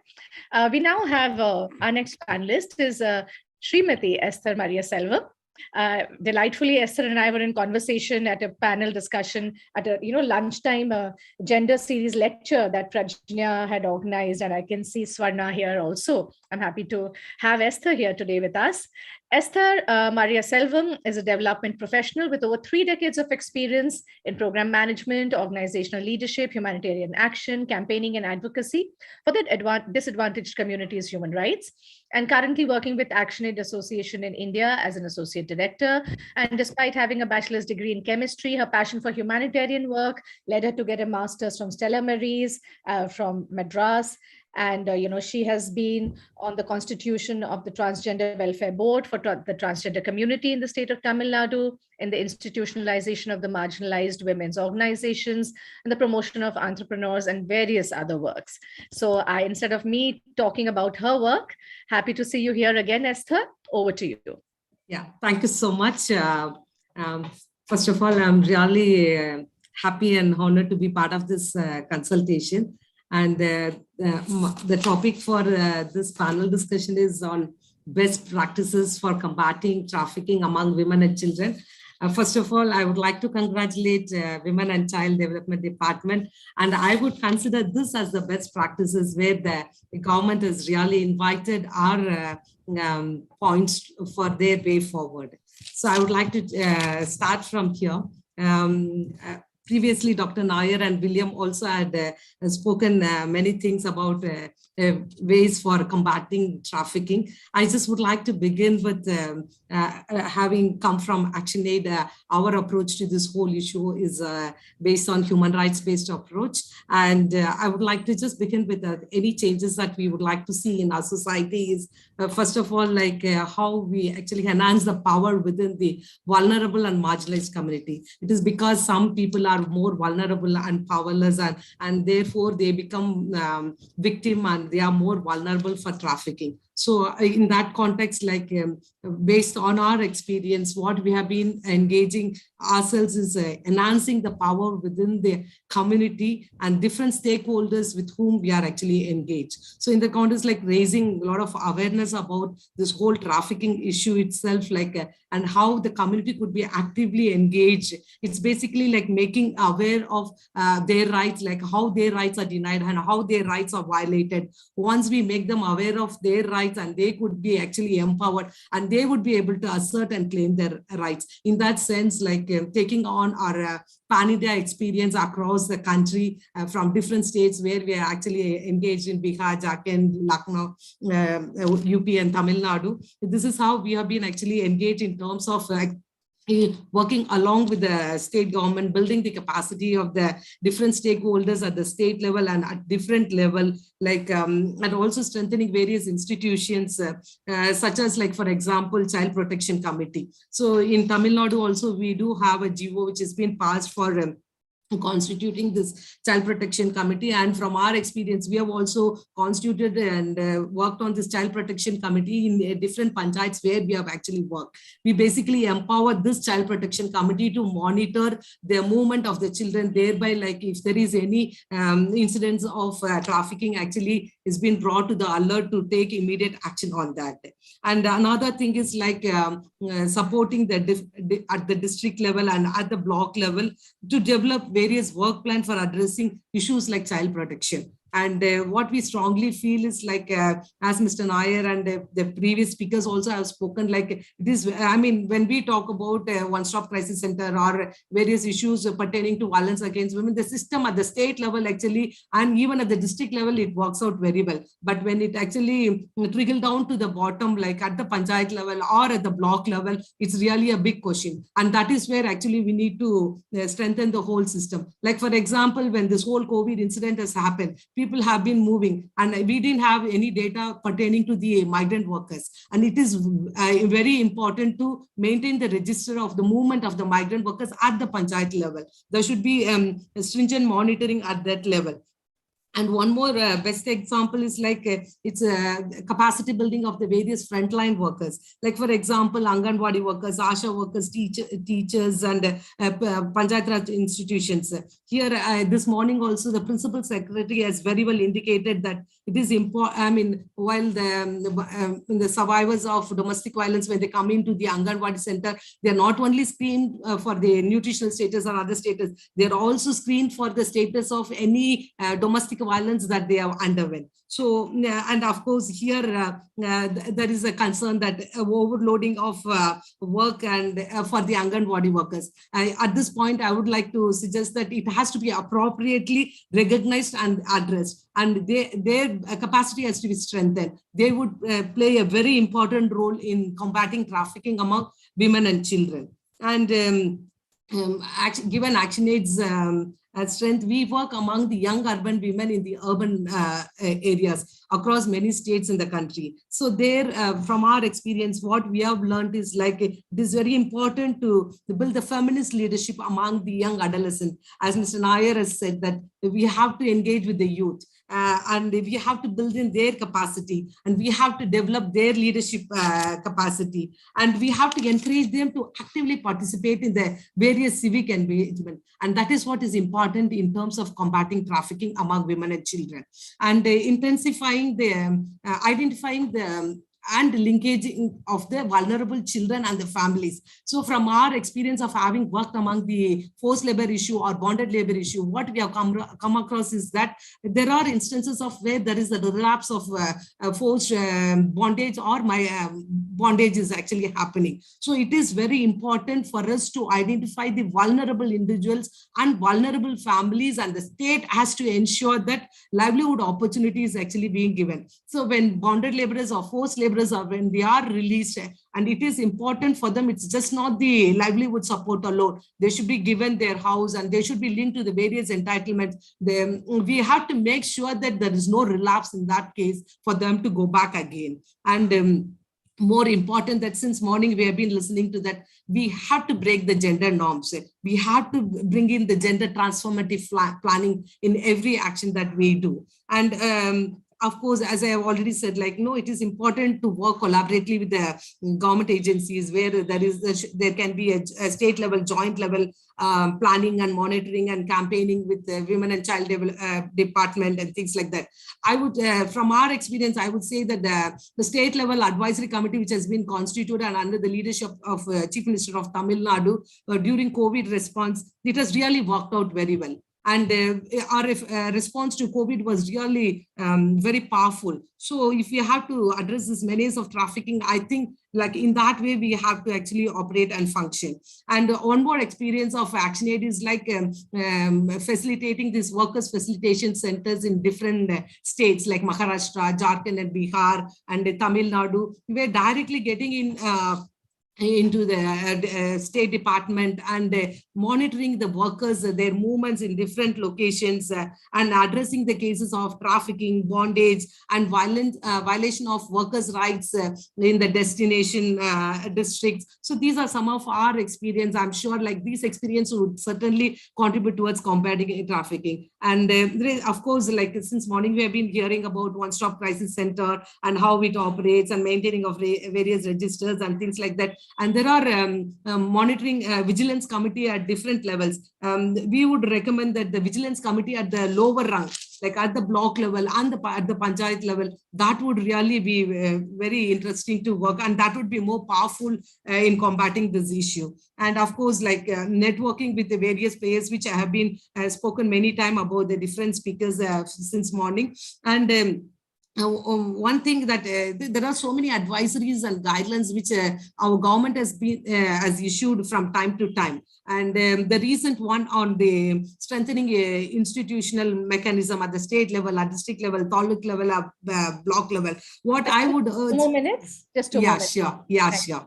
Okay. What I would urge at this point of time is yes, there is no dearth for a fund, as Mr. Nair has said. Under Nirbhaya Fund, so much of fund has been actually allocated to different states and so many advisories that has been issued. My humble suggestion is that why not we conduct a social audit of how these funds have been actually utilized for the benefit of addressing the rights of promoting and protecting the rights of women, and also place a white paper so that everyone will be aware of what's going on around. And last but not the least, of course, when we rescue the survivor of trafficking, it is most important to reintegrate them into the family, for which there's so much of stigma and discrimination that prevails in our society. As I've mentioned in the beginning itself, it is important to raise awareness among the community. As a Tamil Nadu government, though William has said that the bonded labor abolition day has been announced for such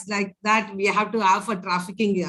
In that bonded labor abolition day, the community is actually taking a pledge where actually there is a mention about as per the Indian constitution, people are becoming aware of trafficking is being used for economic exploitation and forced labor. It is actually a crime and it is punishable. So that kind of awareness is actually raised. The last one thing that I would like to mention here is that recently Tamil Nadu Education Department has brought in this app called Tamil Nadu Schools Emmys app. this is basically like to track the children who are missing in the school. So if continuously the children are missing for more than 3 days or 5 days, then there is a pop-up at the officer's desk wherein they immediately track. And of course, there is a Supreme Court guidelines which says that when children are being missed, and it has to be taken into account that those children are being trafficked, and accordingly action has to be taken. So these are some of the things which we can actually re-emphasize, reinforce, and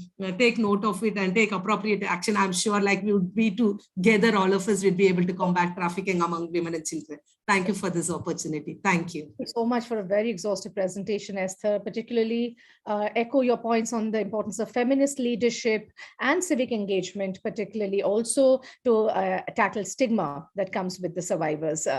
So I would like to hand it over back to the organizers. I wonder if we have time for any questions or discussions. But over to the organizers again. Thank you, Dr. Priyanka. Now we move on to our next panel, impact of media in reducing violence against women, evidence-based experiences. In this panel, I request Dr. Vahini Arvind, Associate Professor, Department of Electronic Media, Bangalore University, to be the moderator. Thank you.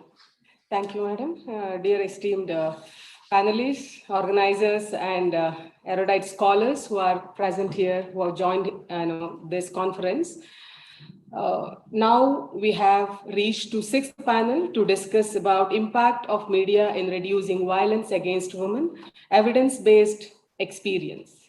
All the other panels have set clear background for present discussion, starting from keynote speaker, Dr. Renuka Vishwanathan Madam, who stressed upon the need for information dissemination and publicity through various media platforms. And many panelists impressed upon the role of media in creating awareness among the public, and as well as importance of information education and communication material to sensitize school children to all other stakeholders.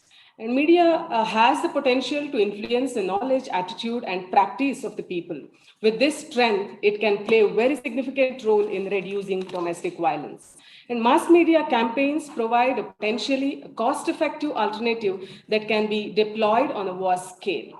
To discuss about this, a very important topic, we have with us today Dr. Swarna Rajagopalan and Dr. T.K. Anandi. At first, let us listen to Dr. Swarna Rajagopalan, who is the founder of Managing Trustee of Pragnya, a Chennai-based non-profit organization whose most visible work is gender violence awareness, including training and compliance support for equal workplaces. She is a political scientist by training and writes on peace, security, and gender issues. We are very happy to have you, madam. Please share your views on how media plays an important role in reducing domestic violence. Over to you, ma'am. Thank you so much for inviting me. It's been an illuminating day, and I've learned a lot. I've met new people. I've learned a great deal about the work that everybody does. So I'm very grateful to be here and for a chance to okay, so let me tell you a story very quickly. The original cast of the panel that I was to be on, I was the one non-media person with 4 media stalwarts. And I was very happy with that because they're also friends of mine. But I knew that, I would have to do the lightest lifting of all. And then at one point, I think I was the only person I knew on the panel. Now I'm so grateful Dr. Anandi is there. But this is to set the stage to tell you that I am a media user. I'm not a media person. I'm not a media scholar. I'm not a media professor. So the notes that I prepared are also quite scattered because I thought that given the rest of the panel that was going to be, I would talk about some of our work, which is very briefly, actually, we've been, we have a public education mandate and we are not service providers. So Pragnya's work has in 15 years been largely about outreach and awareness and campaigns and so on. So we have used every kind of medium possible. And our theory of change, which I am presenting to you ex post facto because we didn't begin with one, was really that the world changes one conversation at a time. So we look for places to have those conversations, seminars like this, or tweet chats, or Insta lives, or blog posts, whatever it takes, we will be there. So I want to start with a question that we get all the time, because in the middle of a discussion, someone will say, but media is responsible for everything. And I always say no, because I think that's a cop-out. When we say media is responsible, it is as if it is some autonomous creature generating stimuli to which we respond. But we respond. We choose to consume, we choose to emulate. So I want to say, I don't think the media is the problem, except insofar as the media is us. The media holds up a mirror and we choose to copy what we want. So having said this, I want to say that I do think the media matter, all communication, in the business of change or no change, whatever your game is. How else are we going to inform or educate ourselves, communicate? That thing that we're forgetting to do now, debate, monitor accountability. If nobody writes news, how do I know something is not getting done or getting done in a way I don't like? So it's the lifeblood of the public sphere. It's the lifeblood of politics. And if we want to eliminate sexual and gender-based violence, we cannot do this without communicating with each other. In fact, what is one of the things we always say? End the silence. How do you end the silence? Through communication.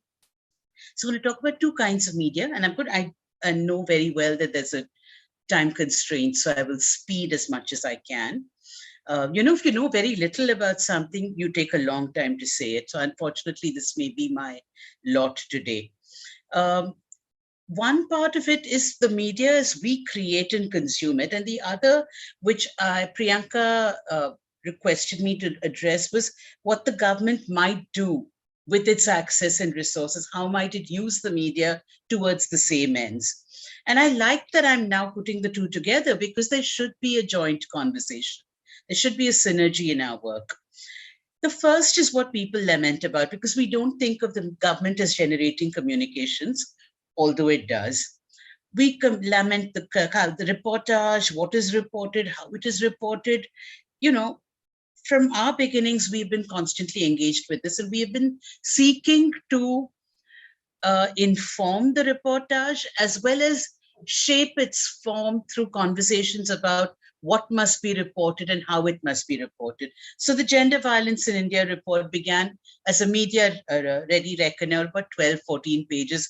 Now, I'm sorry to say it's over 70, because we've become more and more thorough.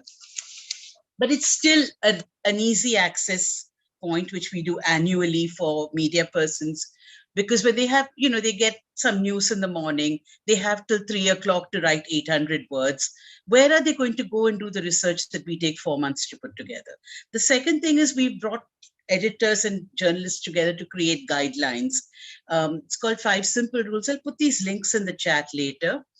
Right now, it's only in English, but there's nothing to stop anybody, government, NGO, anyone, from running workshops in other languages in the same way to generate. This is just 1 page and literally 5 points. We run blue pencil workshops, which talk about gender-sensitive reporting, 2 hours, once in 6 months. We have a guide for sensitive television depiction of gender violence and reporting of gender violence, which the Broadcasting Content Complaints Council adopted for their training purposes. And it's both technical and non-technical. So there's a little bit of gender sensitization, and then it says things about camera placement and so on.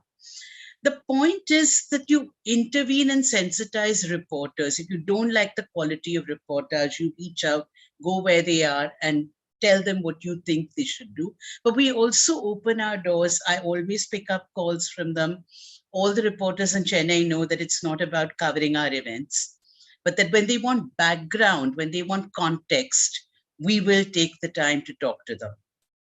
A second intervention that we do less of than we would like, to see more of, is media literacy, particularly in these times of post-factual WhatsApp university forwards, right? How do you read or consume news? And all those factoids and links, all of which we take, this is not the world I grew up in, where the first rule of receiving anything was to say, is it true? Really? Can I check this? But now everything is gospel, everything is axiomatic. Consequently, we live in a bubble of lies, and we no longer know even about ourselves whether something is true or false. What is this? I'm sorry, I'm not a very diplomatic person. I'm just going to say what I think. And you've asked me to communicate and to talk about communication. So here you go. In this time, it's very important to teach not just children, but adults to sift, to filter. You read something, it sounds dubious, go check. The purpose of the smartphone is not to read Google News crap, I'm sorry, but to use Google to find out what the reality is. And that is something we need to teach people.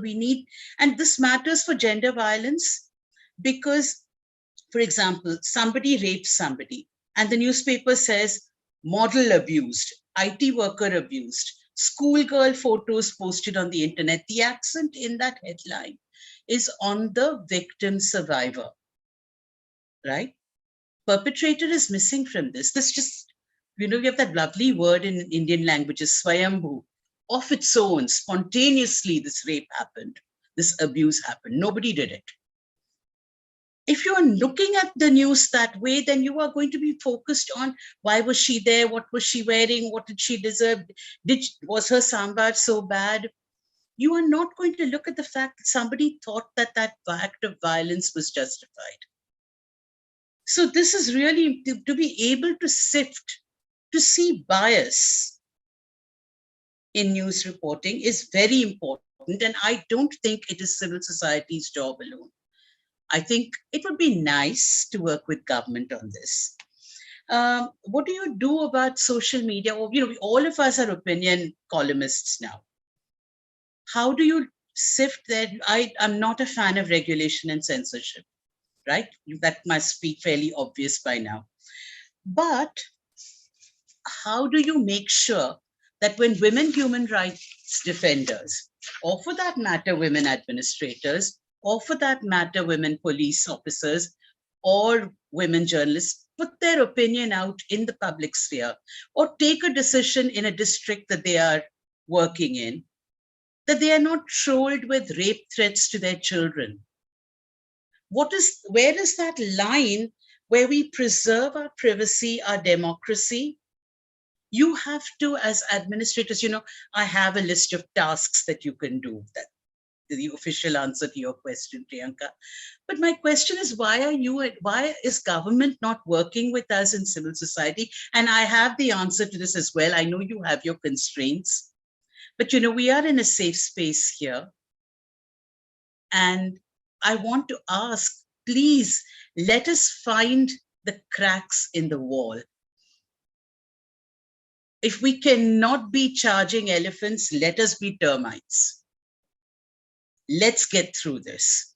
So the other side, my wish list of things I would like the government to do, because Priyanka's brief also sneakily said we have budgets. So now I don't have budget. I have a very small NGO. And the reason we use social media is because it's free. Publicizing services, and I don't mean, that it's, and I don't really mean just, MREGA and so on. I also mean things like the local committees. There are gender violence laws and that require certain things to be done by government. But we have to file RTI petitions to find out, where is the local committee in my district? Is there a local committee in my district? Are the members of that committee trained? So can we publicize those things so we're not wasting the RTI commissioner's time on this? The same with protection officers. How easily can we make that information accessible without, of course, jeopardizing the safety of safe houses? Shelters, where are the shelters and how do I call them? These are things that should be in the public domain. Can we have open standards about, we're talking about shelters, open standards about the philosophies, the regulations, the challenges? In the NGO sector, shelters work in a certain way, government shelters work in another. but human need is the same. So can we kind of find a meeting point by talking? Communication is also not just about broadcasting, right? It's also about dialogue. We criticize public organizations for not meeting compliance requirements, but for example, where do I send that workplace sexual harassment ICC report? That's not clear to most places in most districts in India. So that sort of thing I would really like to see spelled out as part of government communications. Legal literacy, and I don't mean 75 arcane provisions of the PWDVA. I mean this messaging, I'm sorry, by now in the day I've forgotten. Somebody said this, and I think it's Ms. Rohini. She talked about how ending violence, protecting women from violence, providing support services was an entitlement, was a right of women. How do we give? I think if the day that the government gives rights education on its communications budget, I would be so happy. Because it's not about, it's not about taking a law and putting it on like a band-aid. It's about giving people the sense that they are entitled to the protection of that law. Hak se poocho, urimayoda kelu. That I want the government to communicate on billboards, on TV ads, or whatever. Campaign style communication on particular causes. Here I agree with Renukaji. I think the FP campaigns were very effective, at least my generation. Also the polio campaign for that matter. But can we do this over not a scheme? Give up gas subsidy with a particular person's face, Beti Bachao with another person's face. No, can we just have an idea that you have a campaign about? Dowry devalues your daughter. Are you compensating for her lack of value by giving a dowry? Can we have a strong message that promotes a value? I'm talking about communication, and these are such times where we're watching our words all the time. We are editing, self-censoring, and the work we do, some people think gender equality work is just, ladies' problems. But it is deeply political. And if you think of the fact that all those allegations, Me Too allegations as they're now called, all of the times that people in public life are involved in heinous, violent crimes, and it just kind of vanishes without talk about the Teflon effect. Nobody seems to be affected by it. We have such a climate of impunity and such solid, quiet resistance to action on these things. It suggests to me that it's deeply political work. People are afraid that the apple cart will be upset. In these times, it's very hard for individual citizens or civil society to speak out. I teach, and my classes are recorded because they're on Zoom. And I open my mouth and I say, I say something, it comes out of my mouth, and I think, it's so easy for someone to morph this. In these times, we talk about civil society solidarity, but I see all of you. I have worked with IAS officers and IPS officers. I see your dedication. I see your devotion. You want to make a change. We want to make a change in civil society. We are not different from each other. I would like the communication lines between us to be open. Ping me, message me, email me. Let's talk about things we want to do together. Let's have each other's back. I'm fully cognizant of all your constraints, and you understand ours. But having said that, there is still so much we can do together. So on this note, I will actually stop. And if there is any of my time left over, I hope that Dr. Anandi will use it. Thank you so much for calling me and bearing with my little rant. It's been a privilege to be here. Thank you so much, ma'am. You have stressed upon interpersonal communication to mass communication, how different levels of communication play very important role. Most of the time news coverage of violence against women has often been sensationalized and exploitative and lacking in serious analysis of the prevalence. Therefore, all the stakeholders have to be educated. Now, maybe reporters, at who are working for television or in any news media, but also everyone who are creators of message now because of social media, which has created huge public sphere. So maybe that has to be done in coordination with NGOs as well as by the government through school education and in public education drive and through various media forms which can put out messages to the mass. Thank you so much, ma'am, for your deliberation. Now I request our next panelist, Dr. T.K. Anandi ma'am, who is a former gender advisor to Government of Karnataka. She has written 5 books on women, and one of her book, Marxism and Feminism, has been awarded for knowledge literature by Kerala Sahitya Academy. And her doctoral and postdoctoral studies are also related to women issues, and she did many projects on women based issues. Thank you so much for joining, ma'am. Over to you. Can you hear me? Yes, yes, ma'am. Okay. I was listening to Dr. Rajagopal, Mrs. Rajagopal. Sorry, I'm not supposed to tell like that. I forgot her name. Dr. Swarna. Yeah, Swarna Rajagopal. Doesn't matter. Yeah, no, but we are against it. You have an identity of yourself, and you are not supposed to be Mrs. Rajagopal alone. Kerala scenario is, I was listening to it.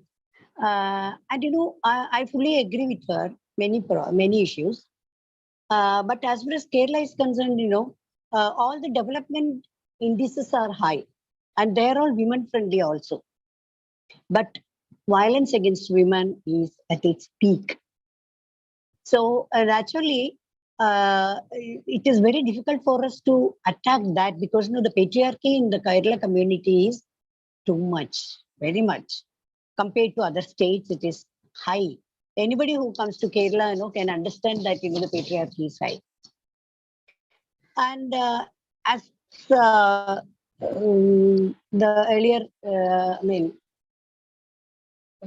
person has said, the cyber attacks, I fully agree with her attitude. We are also telling the same thing. Like cyber attacks are at its peak now. And we also say the same thing, instead of searching Google, we should teach them the use and misuse of mobile and internet usage. So internet, we are using it for studies, for research, for getting knowledge, and how a knowledge society can improve by clearly using or not misusing or really using internet and mobile. We are giving teaching in the colleges. As far as women WCD are concerned, I was the gender advisor to the WCD, and I was closely associated with WCD for the last 4 years. And even now I am working for them. The thing is, it's at an infant stage. Hardly 2 or 3, 4 years. But even, the bifurcation has taken place only a year back. So it is at its infant stage, but nowadays it is children who are teaching the elders how to behave, how to do things, etc. So likewise, WCD is also involved in that. So when we check what we thought is that gender awareness is essential in Kerala society. Start from the police. When you take we have Nirbhaya homes. Srila was there. Srila Menon was there, who might have talked about Nirbhaya centers and the homes rather. So naturally, when a violence takes place and the police comes and takes action, the attitude of police is entirely different. They are highly patriarchal. The behavior towards that abused child is, she's so timid that she cannot utter a word in order to take FIR, etc., etc. So first we thought that we have to give gender awareness to the police department, the court, the advocates, doctors, because they refuse to do MTP unless and otherwise the husband comes and signs the papers, etc., etc. So such issues are there. So we thought we should give gender awareness to all these professionals, and also from top to bottom, students, service organizations, departments, government officials, all of them should be given gender awareness. So we planned in such a way that, it started off, but by then COVID came and, we had to stop. But when we were discussing about this gender awareness, we found that, print media is out in the sense nobody reads. Newspaper, as usual, they give knowledge. I mean, stories about women. As somebody else was talking here, such and such person was raped, such and such person was molested, etc., etc. News come. So we cannot just we can conscientize people regarding the news, but intervening in the newspaper is very difficult, as you all may be knowing. Then we found out that we have to conscientize or make the change come from the youngsters. So naturally, when we looked into it, children are all, especially the teenagers, are all very much interested in social media. So we thought social media is the best way to intervene. So what we did first is that, with the help of Kerala Film Development Corporation, we have made 2 or 3 films, small films, 2 minutes, 3 minutes, video films and short films, depicting the issue of women that we want to convey, whatever we want to convey, and whatever change we want, we have inculcated in that film. For example, one film was on dowry issue. The girl is coming, the Pendaganal, we say in Malayalam, seeing the girl takes place, and they are discussing about the dowry, and the girl comes and tells that, I am not for sale. So that way it ended. So that's only for 2 or 3 minutes. And the other one was about the economic independence of an employed woman. That is, the husband sits and, calls him up and, ask him, why did you spend so much yesterday? Where did you go yesterday? Why 7 rupees and 50 paise has been spent in yesterday's budget? What did you do? How I told you not to take coffee in between. You can take water from here or take coffee from here in a flask, so that you can cut short that amount also. And all he is asking such questions to her, and at last she blasted out, telling that, I never asked you your expenditure, and this is my money, and I am spending on my pocket, from my pocket, and I am not answerable to you. Like that way, the economic independence of women, we have given it in another 2 or 3. Likewise, small issues which has to make changes in the minds of people, we have given last year. And along with that, there was we got an idea about this small video clippings, like just a short, which will make them think. Then we got a beautiful group of people. They were ready to do it. There is a creative writer, artist, graphic designer, etc., etc. And we had a brainstorming session, and we all sat and discussed about the issues of women. And the title of it is no compromise. No more compromise. And some of them are really catchy, and we got quite a lot of likes. 2.5K and all likes for within 1 day. So we thought, this has clicked, and we have started every day. We have once in a week we have started giving ideas about most revolutionary ideas about women lib, one can say, feminist ideas. Some of the examples I can tell you. What is consent? The question is, what is consent? The first this thing, from love affair to sex, her consent is essential. A girl's picture will be there, and anything done without her consent is forceful deed. Third one is, till you say yes to anything, everything is no. The fourth paper says, silence is not consent. Her dressing is not her consent. If somebody says it is not correct, no compromise anymore. So that means she is not to be blamed. And what is concerned, when she can say yes, when she says no, that is a no, that we could give to the youngsters. That is also very much appreciated.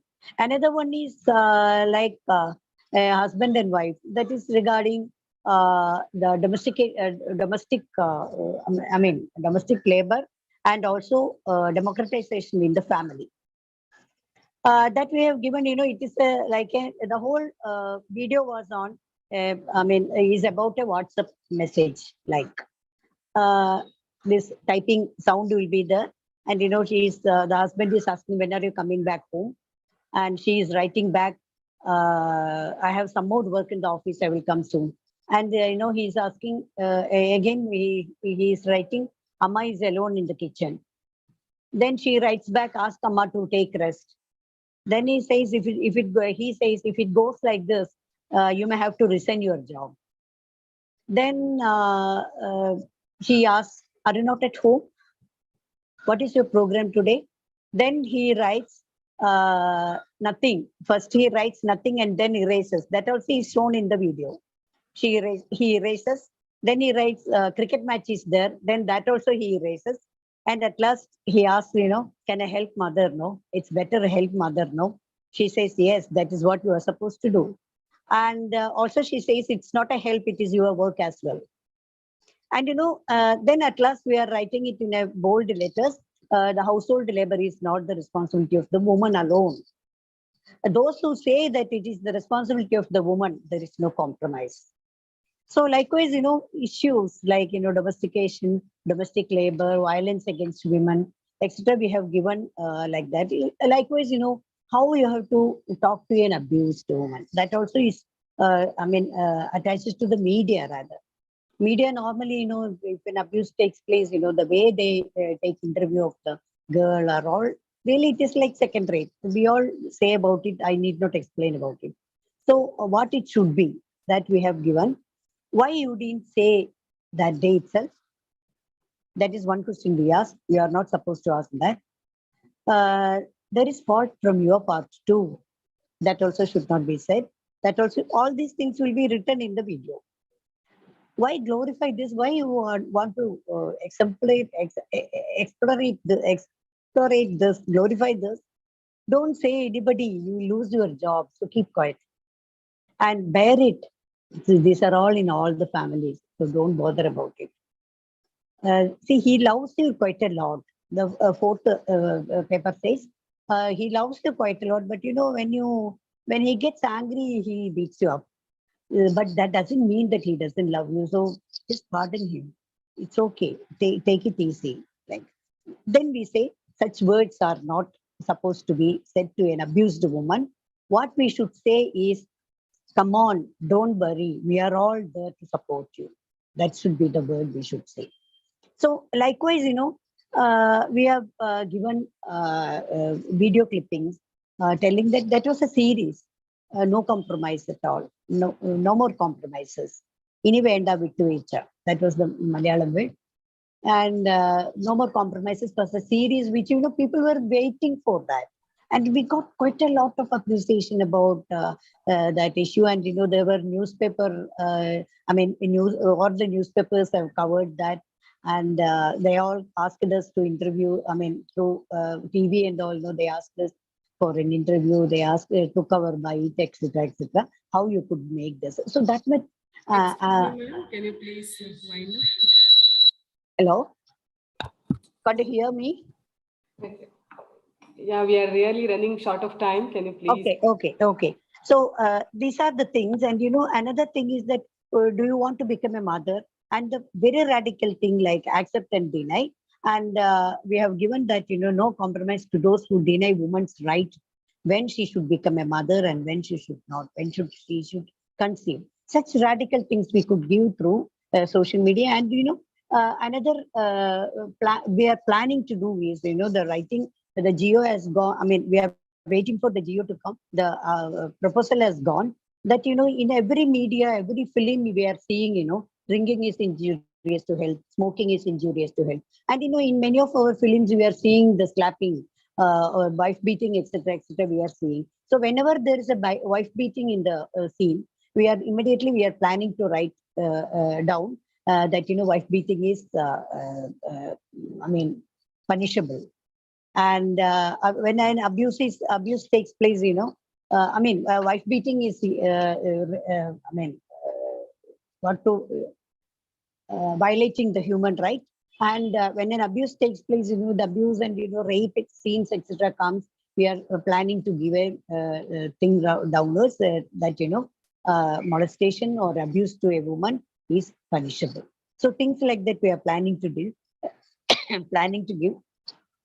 And we are also giving some other short films, like it's natural songs, like we are making use of the film stars, those who are ready to cooperate with us. We invite them and give a bite about why career is important than a marriage, and what is the child marriage, why child marriage is should be curbed, and things like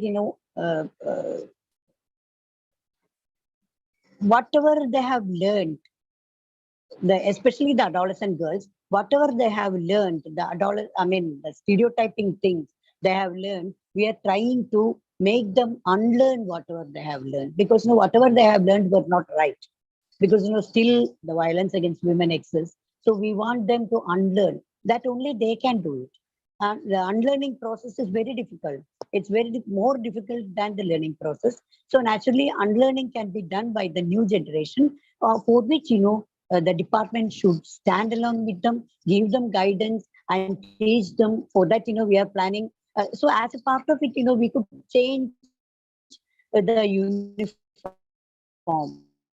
different types of uniform, gender bias in the uniforms in schools, basic schools. And now we are doing marital counseling handbook has been made, which will be released in March 8th. And we are giving very powerful woman right from the woman. Woman's right is depicted in that this thing, and what the marriage should be, and how both of them should behave to each other, how transparent the relationship should be. All these things we are giving in the premarital this thing, which is secular, which is more important, because we have quite a lot of premarital counseling taking place in Kerala by the religious organizations. But the thing that is WCD is giving will be secular in nature, which will affect all the classes, which can be used by both men and women. And we are planning to give by, to the newly wedded persons or going to be wedded persons. So likewise, we are trying to intervene, and as a part of it, the textbooks are also being gender audited. Angana Taimawa and all the ICDS textbooks, Anganawadi textbooks are gender audited, and that also will be released on March 8th. This auditing has taken place. We have taken illustrations. It should not be gender biased. There should not be any gender division of labor depicted through the textbooks. There is mother in the kitchen and the father sitting and reading newspaper, that we have cut short, and we have reversed it. And mother also sitting and reading the newspaper, and father is also in the kitchen. Likewise, we have changed it. The dressing of the girls and boys, that also we have changed in the illustration. Illustration has been gender audited. The content has been gender audited, and also the songs have been gender audited. And both the books are ready now. It is for printing. After printing, it will be released. The children's book is ready already. It contains only pictures, so that has been done. That will be released by March 8th positively. So likewise, we are trying to intervene, but still there are issues. The cyber cases are all increasing. There are issues.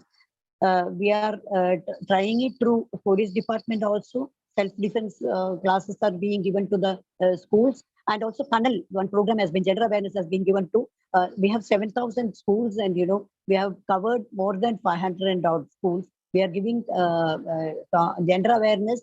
2 classes will be taken. One is on gender relations, the other one is on gender and law. What are all the laws concerned with women? That we are giving to all the colleges and schools. Now that we have started the schools also, in district-wise we have planned it, and it is taking place now. That much is at present, and we are planning little more things like. So thank you very much for giving me the opportunity to talk to you. Any questions? I am ready. I am here to answer you. Thank you very much. Thank you so much, Dr. Ananthi, for joining at such a short notice. Like today only, I request you I to couldn't join. practice. I couldn't go through the papers, Whatever comes to my mind only I have said. Yes, Because yes, I didn't get definitely. You time. have shared a lot of knowledge, and we really look forward to the kind of campaign coming from WCD Government of Kerala. They are very powerful. Only fear we have is that Karnataka's social setup is not as forward as Kerala's socio-economic or socio-educational setup. So we are just apprehensive that that kind of a strong messaging may lead to a repulsion also to start with in the lower rungs of the society. So we are trying to mellow down the messaging a little bit and then go ahead, because the exact translation of Inila Vituvecha, when I told here, people were taken aback. So we are trying to mellow down that thing and trying to going forward with some powerful campaigning. We are starting with child marriage to start with some few videos we are releasing on March 8th, and we are taking up a statewide campaign. So we'll definitely take this forward. In fact, we are planning a visit to Kerala only in both the ICDS as well as women empowerment sectors. We need to learn a lot.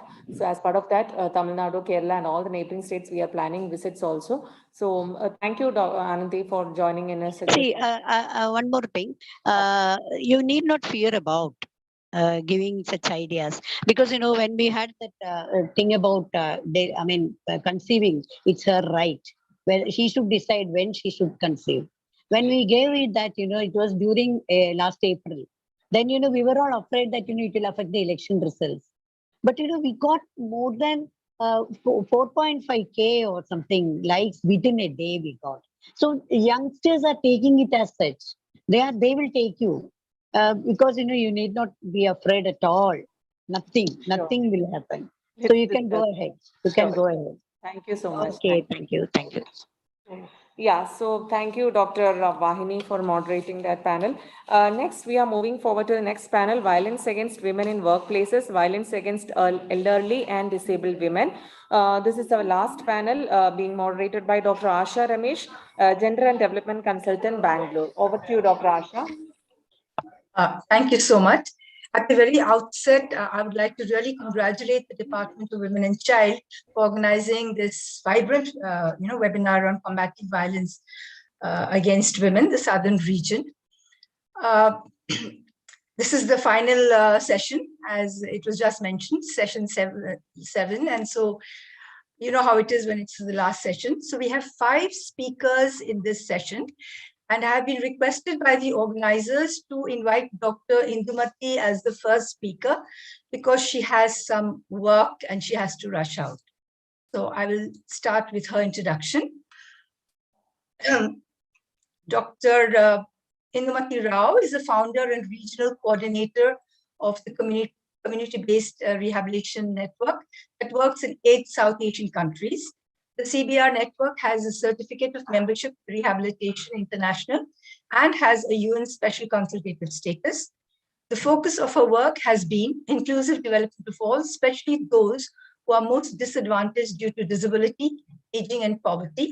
She's currently the chairperson of the Global Partnership for Disability Development, the vice chairperson of the National Bal Bhavan, former member of National Commission for Persons with Disabilities. She has, to her credit, published several papers, research projects conducted on the subject of inclusion of people with diverse needs. So, Dr. Indumati, I now invite you to make your presentation. Kindly make it within 8 minutes. It's a request to all panelists. Since I have a lot of time constraint today because we are having another global session starting at 5 o'clock, which I am hosting.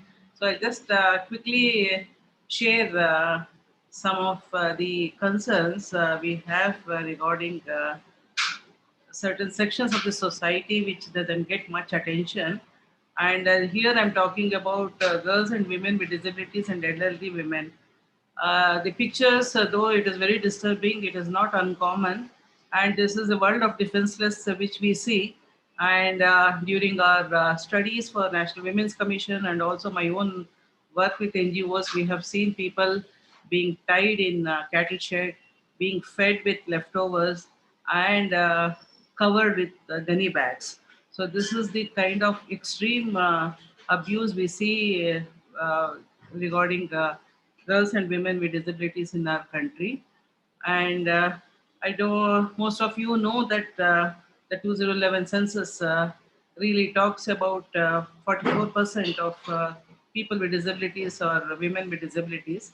Only 7 disabilities were included then, but with the population attrition rate at 1.04% and RPWD Act including 21 types of disabilities, we can imagine that it is 10 times more and threefold more when we look at the situation now as we are in 2022. So this is the status.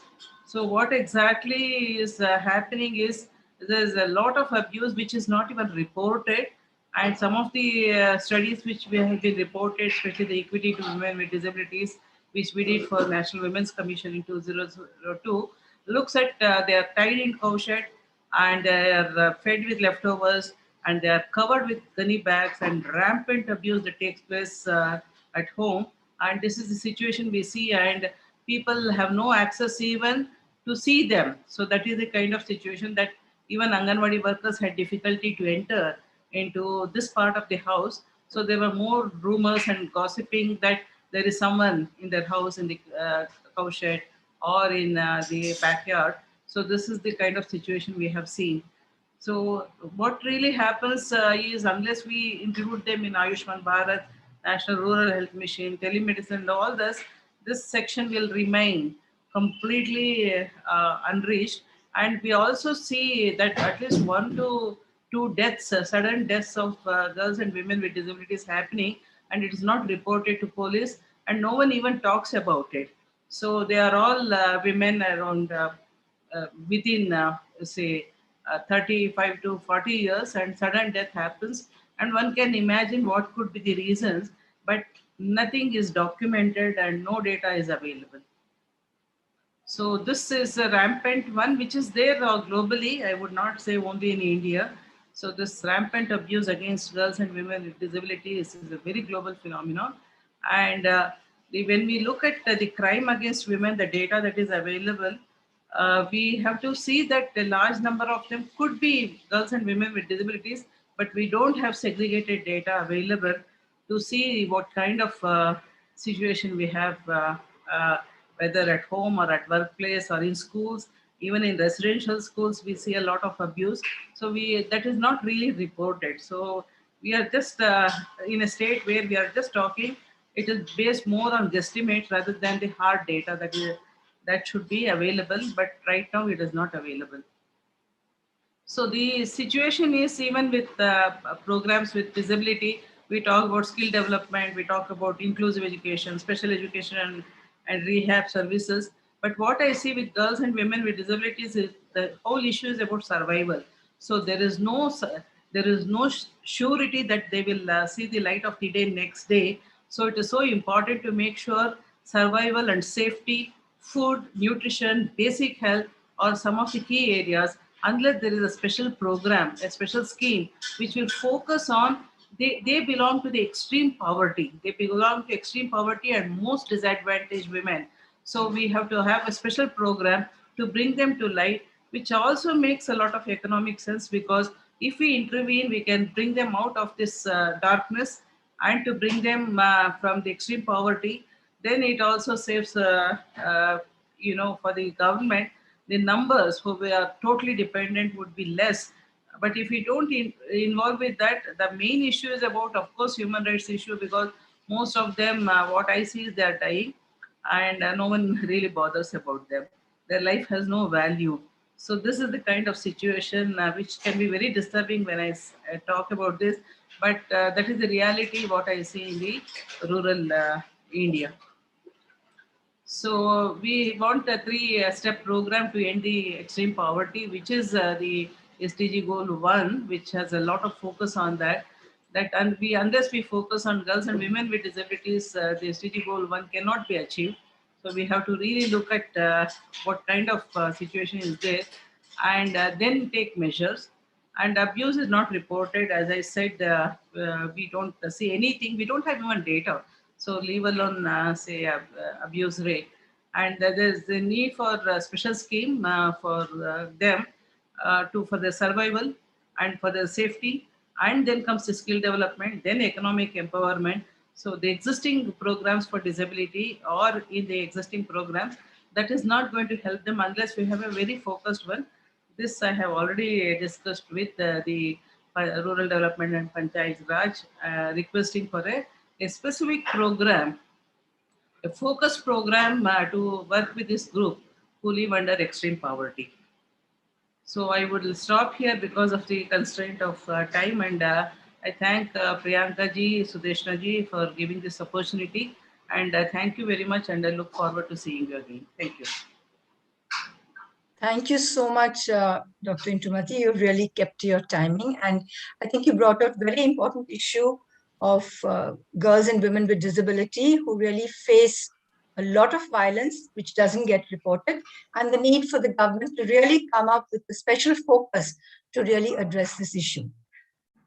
I will now invite our second speaker, that is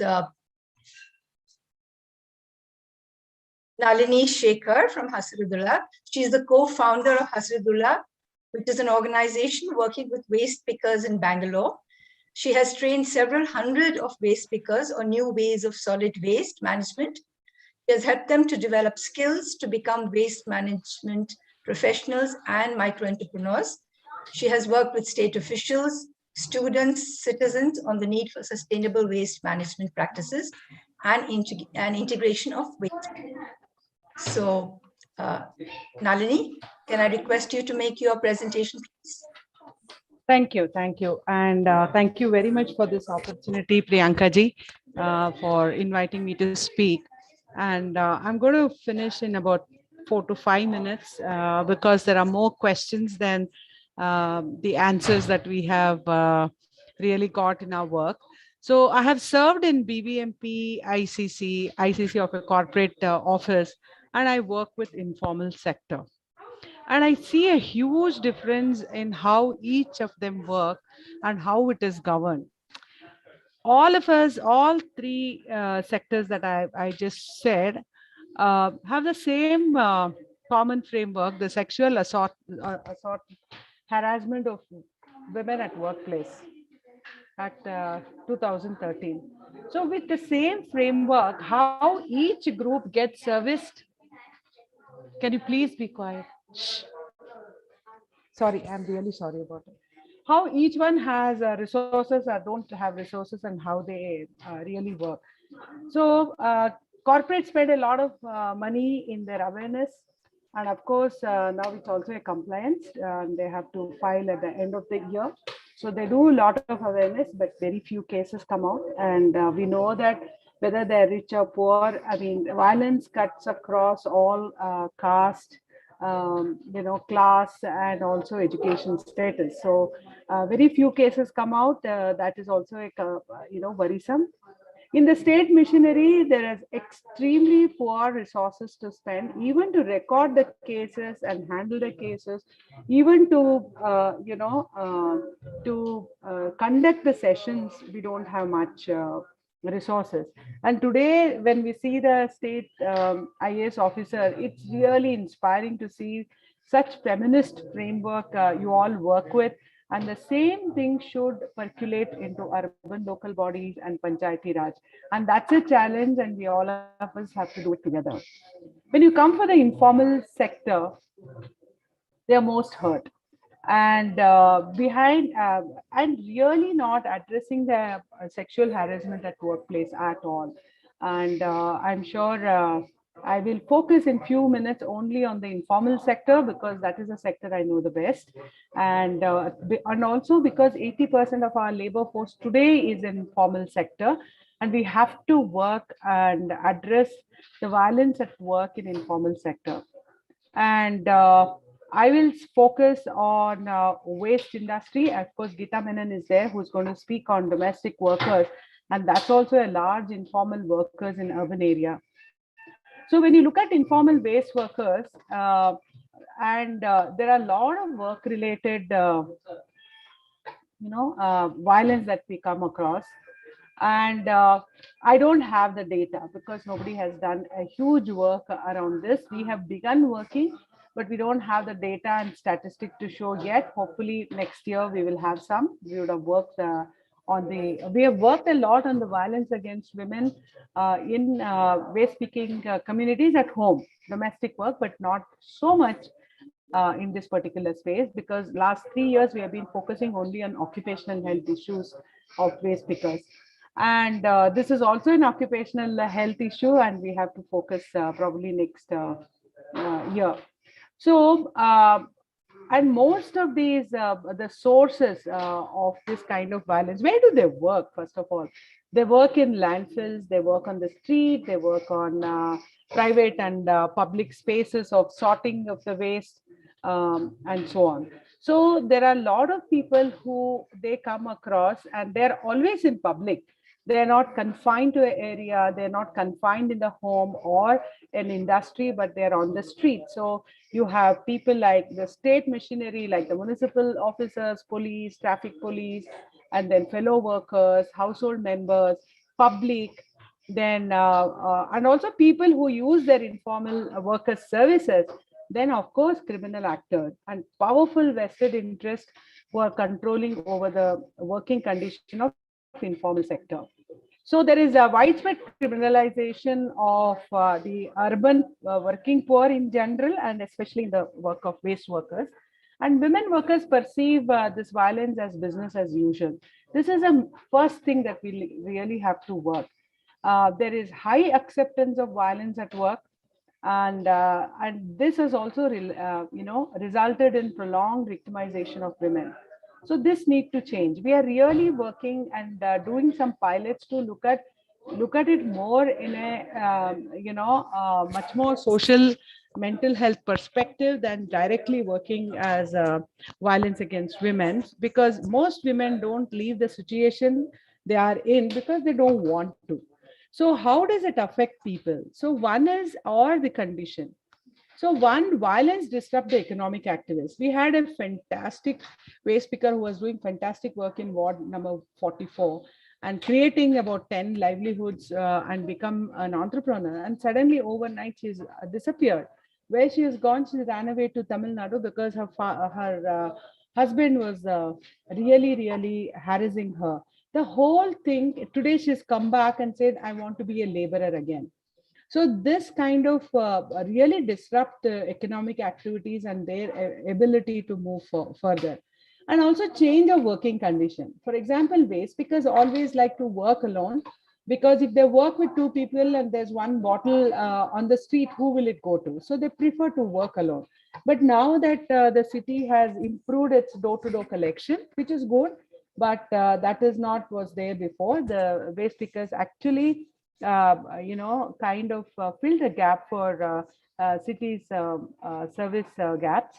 And so in that case, now they have to go out to work at 4:30 in the morning, 4 o'clock in the morning.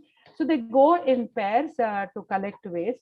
It has changed, and because they're also very afraid what happens when it's dark and being alone.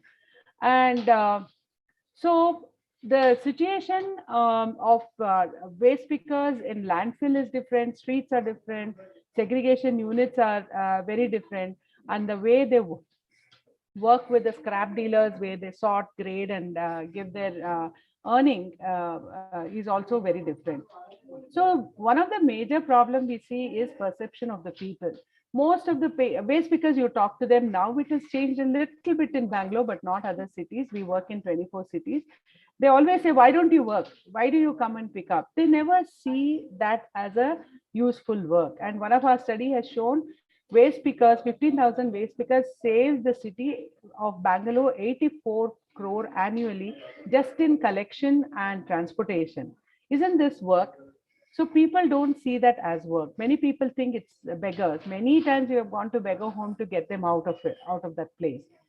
So they have a lot of different kinds of abuse they experience. The verbal abuse, of course, and physical beatings, and eve teasing is extremely common. That's why people, women in the early morning don't like to go by themselves. Eviction, because many of them live on payments, and migrant camps. Migration status also is a problem, because in investigation by the state, they are not they are Dr. experienced Nalini, violence. sorry to interrupt you. Can you just wrap up fast? Because Yes, we're really yes. going beyond time.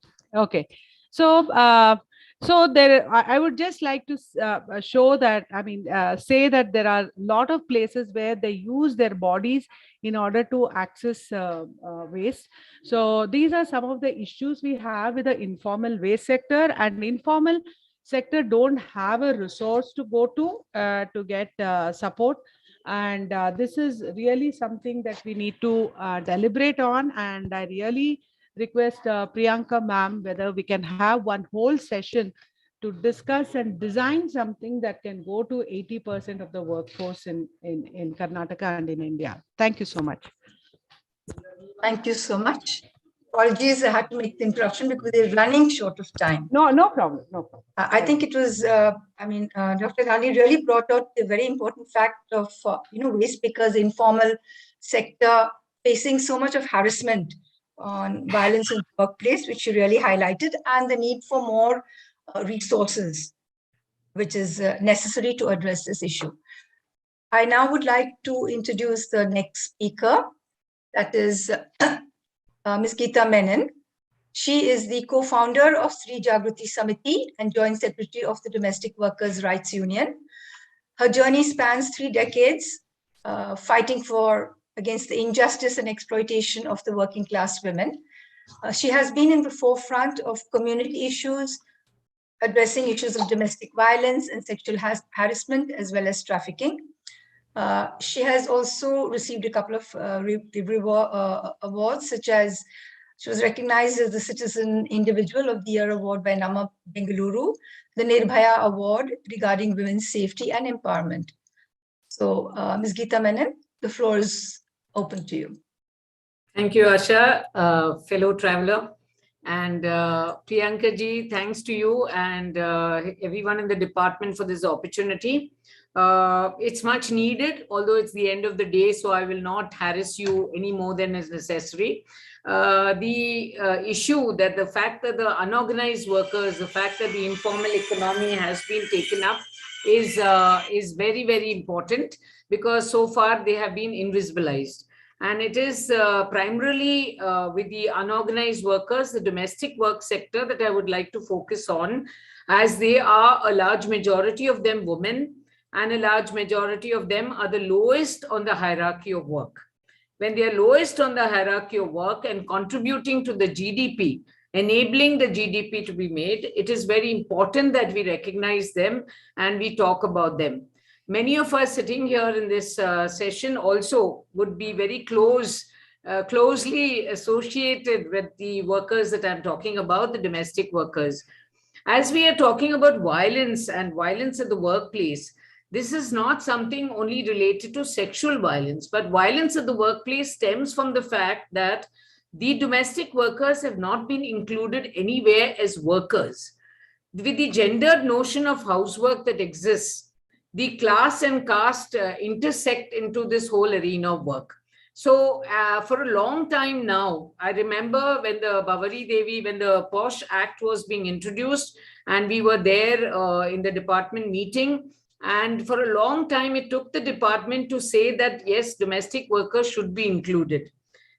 This is the reason for this is because the primary definitions of work and workplace and employer-employee relationships and being a worker are all definitions that are still not dealt with. We domestic workers don't have a law, a framework of a law, and that's the first violence.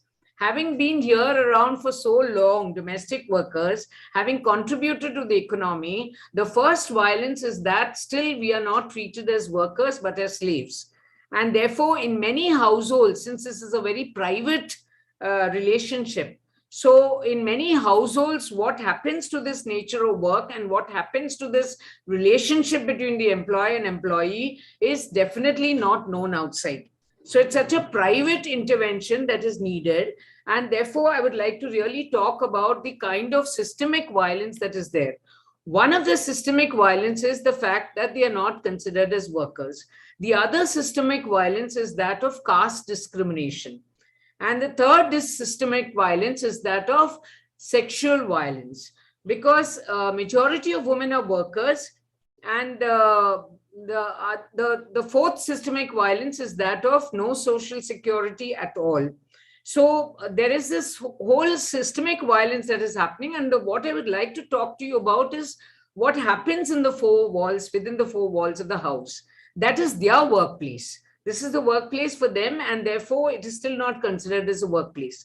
So I'll just give you two cases. Especially, I would like to focus on sexual violence, because that is something very difficult that doesn't come out, and that is happening regularly, especially among the live-in migrants. For the live-in migrants, for those domestic workers who are working there 24 hours and who are trafficked for work. So we have had many cases. I will just narrate two cases which show you the dichotomy that exists. One case that we took up was of a domestic worker who was sexually harassed by an electrician who had come into the building to work. And when that happened, she was not able to report it first. And then after she reported it, we took it up. We formed an ad hoc committee in the apartment premises. We formed an ad hoc committee and we took action. And the electrician was dismissed and he was not allowed anywhere nearby for work. So this was one aspect. The other scenario is where, in the case of a domestic worker, a 17-year-old girl being harassed by her employer. And when we took it up, neither did the other employers respond. In fact, they were so petty that they put it up on the WhatsApp and they said that please don't employ this girl. This is one attitude which is there anyway in our society. The other thing that happened was we tried to convince the RWAs that this, as a moral responsibility, please take this matter up because the girl is suffering and the man is escaping scot-free. So we had no success in that. And then finally we had gone to the IPC, we had gone to the police station, and after she was ready, we filed a case. We filed a case of sexual harassment, but this man was, of course, he was taken into custody and released. It did not end there because this is not justice for us. This is not justice for the girl at all. The third case was that which we finally then took it up to the LC. I mean, as we all know, when cases of sexual harassment come up before the IC in companies and corporates in the organized sector, we have our mechanisms, we know where to go, we know how to deal with it. 2 minutes, Gita. Oh my gosh, unjust. I just started talking. So, okay, I'll make it very brief. So the organized sector, we know the IC and its difficulties and its nuances of inability. But when it came up that we had to take this matter to the LC, we faced a lot of challenges, and some of the challenges are that of some of the challenges are that of information. You know, how many LCs are working? Where are all these set up? And I'm talking this of the urban area. Can you imagine in the districts, a worker from a tribal or worker from an agricultural sector or a domestic worker going as far as the district to file a complaint? First of all, you know how difficult it is to file a complaint. And then a worker has to go so far. So the LC's information is not available to many. Facilitation of this case we found very difficult because, you know, the terms of LC, local committee, complaints committee, that apartments cannot have an IC, that the fact that if they are employed by agencies, then we can talk about an IC and then we can take action. So there are lots of gaps here, and my plea is to make this much easier, this facilitation much easier, the reach much easier. Where we go and complain or where we make a grievance redressal mechanism, that should be much closer to the worker. And that could be my suggestion is if the ward committees or if the apartments are brought into the scope, if the apartments are brought into the scope as a workplace, because the apartments are a workplace, the employer's home is her workplace. So we have been also trying to ask the POSH committees in the ICs of companies that you please tell all your employers not only to respect women at the workplace, but also to respect women at their homes, at their workplaces. So this is something, that message that has to go out in a strong way from the department if possible, or otherwise also. The scope of the POSH Act should be extended to make it very concrete and very reachable, and very much that action is taken, that impression should be had for the domestic workers or for the unorganized sector too. Besides all the other problems they face, this problem of sexual violence is something that is happening, that has to be dealt with. I just have a small suggestion. I mean, just a suggestion, is just off the cuff suggestion. But you built up a very good system for domestic violence, okay? Domestic violence, some system is there, some laws are there, some framework is there, something is happening. Now, domestic violence also happens within the four walls of the home. Where in this scope, where is the scope for including sexual violence that happens in the home to a worker? This is just a suggestion or a point which I want to elaborate and extend, and which I had put up before the NCW too, but I have no answers. So I would please and appeal to all of you to really look into this, which is very, very invisible, which is very grave. There's a lot of exploitation going on of minors also. And please try to suggest a framework, a mechanism whereby we can get justice. Thank you very much. Thank you, Geeta.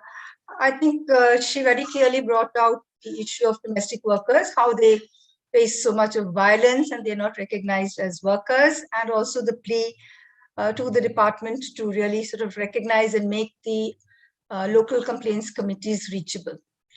I would now invite the third speaker, Dr. Swati Bhandari.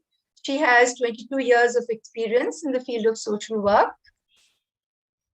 Has a master's from the Tata Institute of Social Sciences, and who started her career in the child welfare adoption placement in Matru Chaya, Canara Bank Relief and Welfare Society. In 2006, she joined Nightingale's Medical Trust, a non-profit organization for the well-being of the elderly, where she's been working for the last 15 years and is the associate director of the trust. Over to you, Dr. Bhandari. Thank you, ma'am. I know there is a very less time and the sessions are already, gone extended beyond time. So I would just like to bring in a few points about abuse of elderly women, specifically focusing on that. And I'm coming from the project that we run called the Elders Helpline. And we have Nightingale's Medical Trust has been running this helpline since 2002. And over these so many years, we have come across several cases of elderly who have been in abusive situations. So I will not get into any kind of statistics or anything, because that's already available in the net and things like that. What I wanted to just focus on is the kind of abuse that elderly women face these days. And when we have seen from the cases that have come to our helpline, and what we have seen is physical abuse may not have been so much, but definitely emotional abuse, emotional torture, verbal abuse is something that many elderly women go through a lot. And it starts from the point where, in many cases it is because they are already in a abusive situation with their spouse as young couples, and it just progresses over the age, over time. And whatever said and done, many women don't come out and say that they are undergoing any kind of violence or abuse from the spouse, and it continues into old age. And we have seen that when cases come to us for other kind of problems, we observe this in the couple, and we have had to take it up as a separate counseling. Then what we also seen is the life situation of the elderly. When it comes to elderly women, what we have seen is the situation of the family members, the son and or the daughter-in-law, if they have had a marital discord, it spills on to issues wherein the elderly women or the couple themselves get involved. And somehow what has been also seen is the elderly men do not get so much into get into this issue, but when it comes to elderly women as mothers, when they try to interfere or try to set things right between their son and daughter-in-law, what is happening is they have been been the target of verbal abuse, and issues have sprung out of which elderly people come to the helpline and have had to complain or try to set it right. So many of the situations, life situations which they are facing, is mainly also because of the children and the extended family they have faced. And what we also see is sometimes if there have been cases wherein the children have come and they have, when the issues of verbal abuse have been brought up, they have come back saying that my mother or my father or my parents have not treated me properly. I was never given so much of what I needed to get as a child. What I needed, they have not provided. Why should I provide any comforts to them at this time when they are old? So these are kind of reactionary things that come from the children. And these are some things that are quite shocking. Though we have a maintenance act in place where elderly can complain and take relief from the law and get maintenance from their children for their livelihood, we hardly see any, very few cases. I would say only 10% of the cases which come for that. There are 90 cases which don't come to the tribunals asking for justice.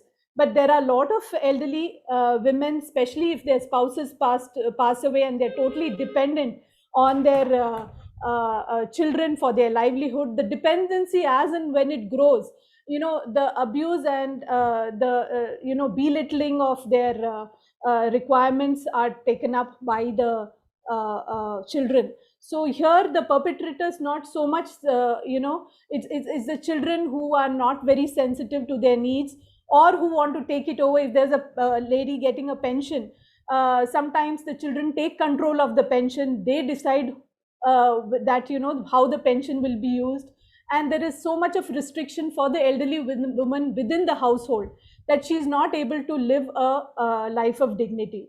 So these are some of the situations that do come, and if they have a property and the children try to ensure that that property is given to them, they emotionally blackmail the women and try to see that the property is gifted to them, and then the ill treatment starts. So see, these are some of the kind of cases that have come to our helpline.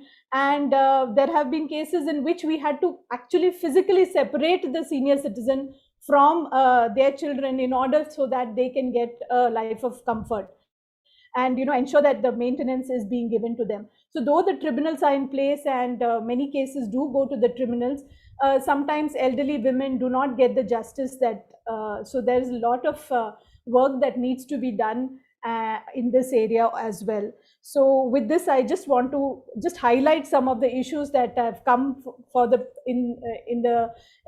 for the elderly women. And I think there is something that needs to be done, and all the panelists and other esteemed members who are participating in this conference could also look at it, because a woman, when she grows elderly, when she grows old, her health, her needs and all are something that needs to be looked into it as a separate issue. And and the longevity being very high for elderly women, this is an issue that needs to be looked into, because they definitely outlive their spouse and their needs are not met. Thank you very much. Thank you, Dr. Swati Bhandari. I think you very clearly brought out the issue of elderly women facing a lot of abuse, may not be physical, but emotional abuse. And therefore, it needs to be highlighted. And also the fact that there are laws And there is maintenance tribunals available, but that is not being sought out. So thank you so much for this. We now have our last speaker, and I'd just like to introduce him. That's Dr. Satyanarayana Ramnaik. He's a social scientist, a researcher, and a program implementer, and is currently working with the KHPT, that's the Karnataka Health Promotion Trust, and he leads the adolescent health program, which focuses on the marginalized communities. He has led large-scale public health interventions and research for donors like Bill and Melinda Gates Foundation, USAID, WHO, London School of Hygiene and Tropical Medicine, and the University of Manitoba. So, Dr. Satyanarayan, the floor is yours. Thank you, Ashaji. Good evening, everyone. And I would like to thank WCD Department and Priyanka ma'am for this opportunity. I have a brief presentation. I would like to share my screen.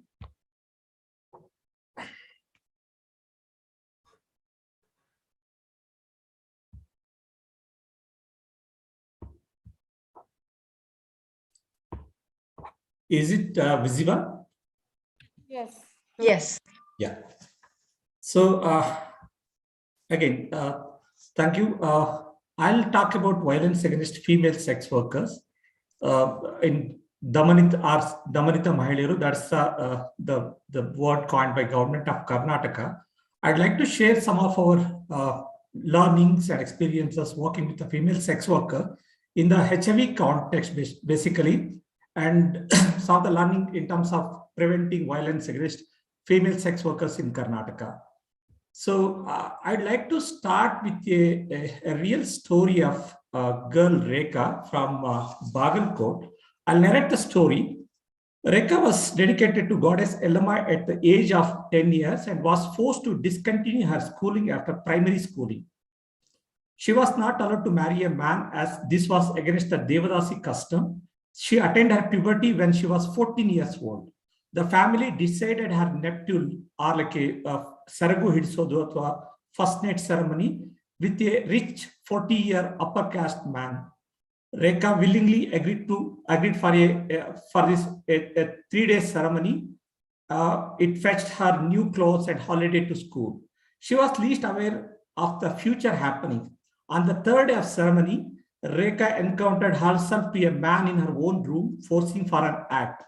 She was unaware of. Rekha cried in anguish for help, but none of the family members came for her help. The first night ceremony among Devadasi girls is considered their normative behavior in the name of God, belief, and tradition. The man provides financial and moral support to Rekha and her family. However, the family insists on increased income and therefore expects Rekha to earn money through sex work. In the meanwhile, the man abandoned after fulfilling his sexual desire. Rekha migrates and end up in practicing sex work in a red light area. Rekha accepts her destiny of being a Devadasi and continue to provide sex work for money as her only means to earn livelihood. Her journey fills with a lot of thrones and violence from clients and police. During the course of time, she develops an intimate relationship with her partner, who was client. Her life now fills with hopes and desire to live a life with dignity. Gradually, her dreams get scattered as her intimate partner starts distracting her for continuing sex work and perpetrate violence on her. Poor Rekha loses her hope for life and attempts to suicide to put an end to all this. She is rescued by her peer and become a part of sex worker collective in Bagalkot. The life of Rekha took U-turn. She now works as a peer educator and provides support for survivors of intimate partner and other types of violence. Now Rekha says, I have enough, I'll write my own destiny. This is not just a story of Rekha, but a story of many women practicing sex work in different parts of the country. So, as per the recent estimate, about 1 lakh female sex workers are in Karnataka state, and majority are operates in the urban compared to the rural context. Of the total FSWs in the urban, 53% were street-based and 36% were home-based sex workers. Still, a significant number of female sex workers in Karnataka enter this profession through a traditional Devadasi tradition. Largely, FSWs in the state are poor, illiterate, excluded, and experience violence based on the gender, caste, class, and occupations. So FSWs experience violence from a various range of perpetrators that includes family, intimate partner, client, brothel keeper, and gundas and police even. A recent study conducted in Bangalore and Bangalore urban and the Shumaga suggests that workplace violence can significantly increase the HIV and STI risk among the female sex workers. A study in 2015 by KHPT with the FSWs in 16 districts shows the violence in workplace by client, especially the physical violence ever, was 48%. Physical violence in the past 6 months was 33%, and sexual violence was 14%. It's very high. IPV, or the intimate partner violence, is most common form of violence among the female sex worker, and often it is not reported because of its complex nature. So KHPT as an organization have been working with the female sex workers since the 2002, and until recently we have been implemented many community-based interventions involving community-based organization. So the key component of the interventions include collectivization, mobilization of the female sex worker to enable critical thinking and collectively fight injustice, advocacy with the training and police advocacy with and training of a police policymaker, journalist, police officers about the law, HIV and sex worker life, supporting the poorest FSWs to access state benefits and entitlements, dedicated program to prevent client and police violence. These are some of the intervention packages we have been providing through our different interventions. I've been worked almost more than 20 districts in Karnataka state in the past 15 years. So KHPT uses the community mobilization to address the power imbalance. The empowerment strategies were used basically in most of this program. The empowerment strategies are advocated as a mechanisms where FSWs achieve the power to overcome disadvantaged position and gain agency to address their vulnerability to violence. The empowerment strategies works at 3 interrelated domains: power within, power with others, and power over resources. The program emphasized importance of power within as a means to develop FSW self-esteem, confidence, and consciousness of source of their vulnerability. And program have also emphasized the need for collective empowerment or power with others to effectively address the power imbalance and to active social transformation. And lastly, the power within and power with have complemented by power over resources. Therefore, empowerment strategies have been used to increase FSW's access to social entitlement, financial credits, and educational opportunities. So all these efforts were systematically evaluated using a different studies, baseline, midline, endline. Some of them are like a cross-section studies, some of them are like a cohort studies. Even some of these were like evaluated using a very systematic cluster randomized trial also. And all the results are very, like some of them are positive. It shows that being a member of sex worker collective was associated with a less reported experience of violence. Results from a behavior tracking survey indicates that those who are member of the local sex worker collective are like they came together part of this program. The condom use with regular partner has significantly increased. And the experience of violence in the past 6 months. Mrs. Satyanarayana, 2 minutes more. Sure, I'll finish it. So, and then the kind of the negotiation with the police to address some of the issues also, like they have able to do that actually. And secondly, a significant increase among those who are part of this intervention, among those who are part of the local sex worker collective in terms of accessing services through the legal services. That may be filing a police complaint, legal support, SAT counseling services have significantly increased compared to those who are not part of this collectivization. And being a member of the sex worker collective also increased their access to kind of an treatment for sexually transmitted infection, that is syphilis, HIV positive testing, and all those things have significantly increased. So in the conclusion, So violence in sex work context is complex and challenging to address. A significant reduction in all forms of violence over a time we can see, but a continued efforts are required to sustain these efforts and to further bring down the violence among the female sex worker. So intervention need to address and establish empowerment, self-esteem, negotiation, and control of resources, but cannot ignore the power of gender normative expectations. I think this is a very important aspect in any of our intervention with this community. It is also important to work with the perpetrator of violence and other stakeholders in the community that I already mentioned. And working with the men is so important in this context. And building the capacity of program implementers, especially the community-based organization. Now, the sex worker collectives came together and they are like forefrontly working on this issue, and linking them with a larger women organization will strengthen their support structure to address any forms of violence. So most of these works were like very systematically evaluated and published in many of the national and international journals. And I'm happy to share some of these things if anybody interested to read. So with this, I would like to conclude my presentation and thank you again for this opportunity. Thank you. Thank you, Dr. Satyanarayana. You really have very well raised the whole issue of the female sex workers, the way they are facing violence, and that a very large section of them do belong to the Devadasi community, despite the fact that the government of Karnataka had introduced a law way back in 1982 prohibiting the practice, but still a large section of them are there, and that collective action from the community is what will help them, and the requirement from the state to really address the issue in a very specific way. So thank you so much.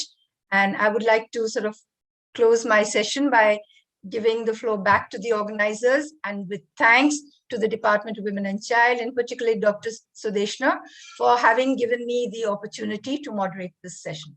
So thank you, and back to the organizers. Thank you, Asha. Thank you for being with us and for this excellent session. Now we have almost ended with our session. So I would like to thank all the panelists, including our keynote addressee, addresser, the Renuka Vishwanathan ma'am, and the WCD Department of Government of Karnataka for organizing this wonderful program. That this one day we could make a nice intersection of the government officials, the academia, and the civil society organizations. So it was a very nice interaction. So we see that now in this Southern Regional workshop, we at least in no unequivocal term, we established that GVV, or violence against women, is the most widespread human rights abuse in the society. And we have a three-pronged approach. We see that for all the 7 panels, what they discussed about, the main the 3 areas, like the mitigating risk, supporting the survivors, and addressing the root cause. So through the various means, through the awareness, through the curriculum development, through the media interventions, we have to make it. So this is just the beginning. Today's initiative was just the beginning, and we have a long way to go. The ultimate goal, we are planning that, out of this interaction, of course, our ultimate goal for all of us, that eradication of a violence-free world. So that is definitely a distant dream, but for immediate small steps which we are planning, that is to prepare a compendium of the best practices on all the mentioned areas from all the stakeholders.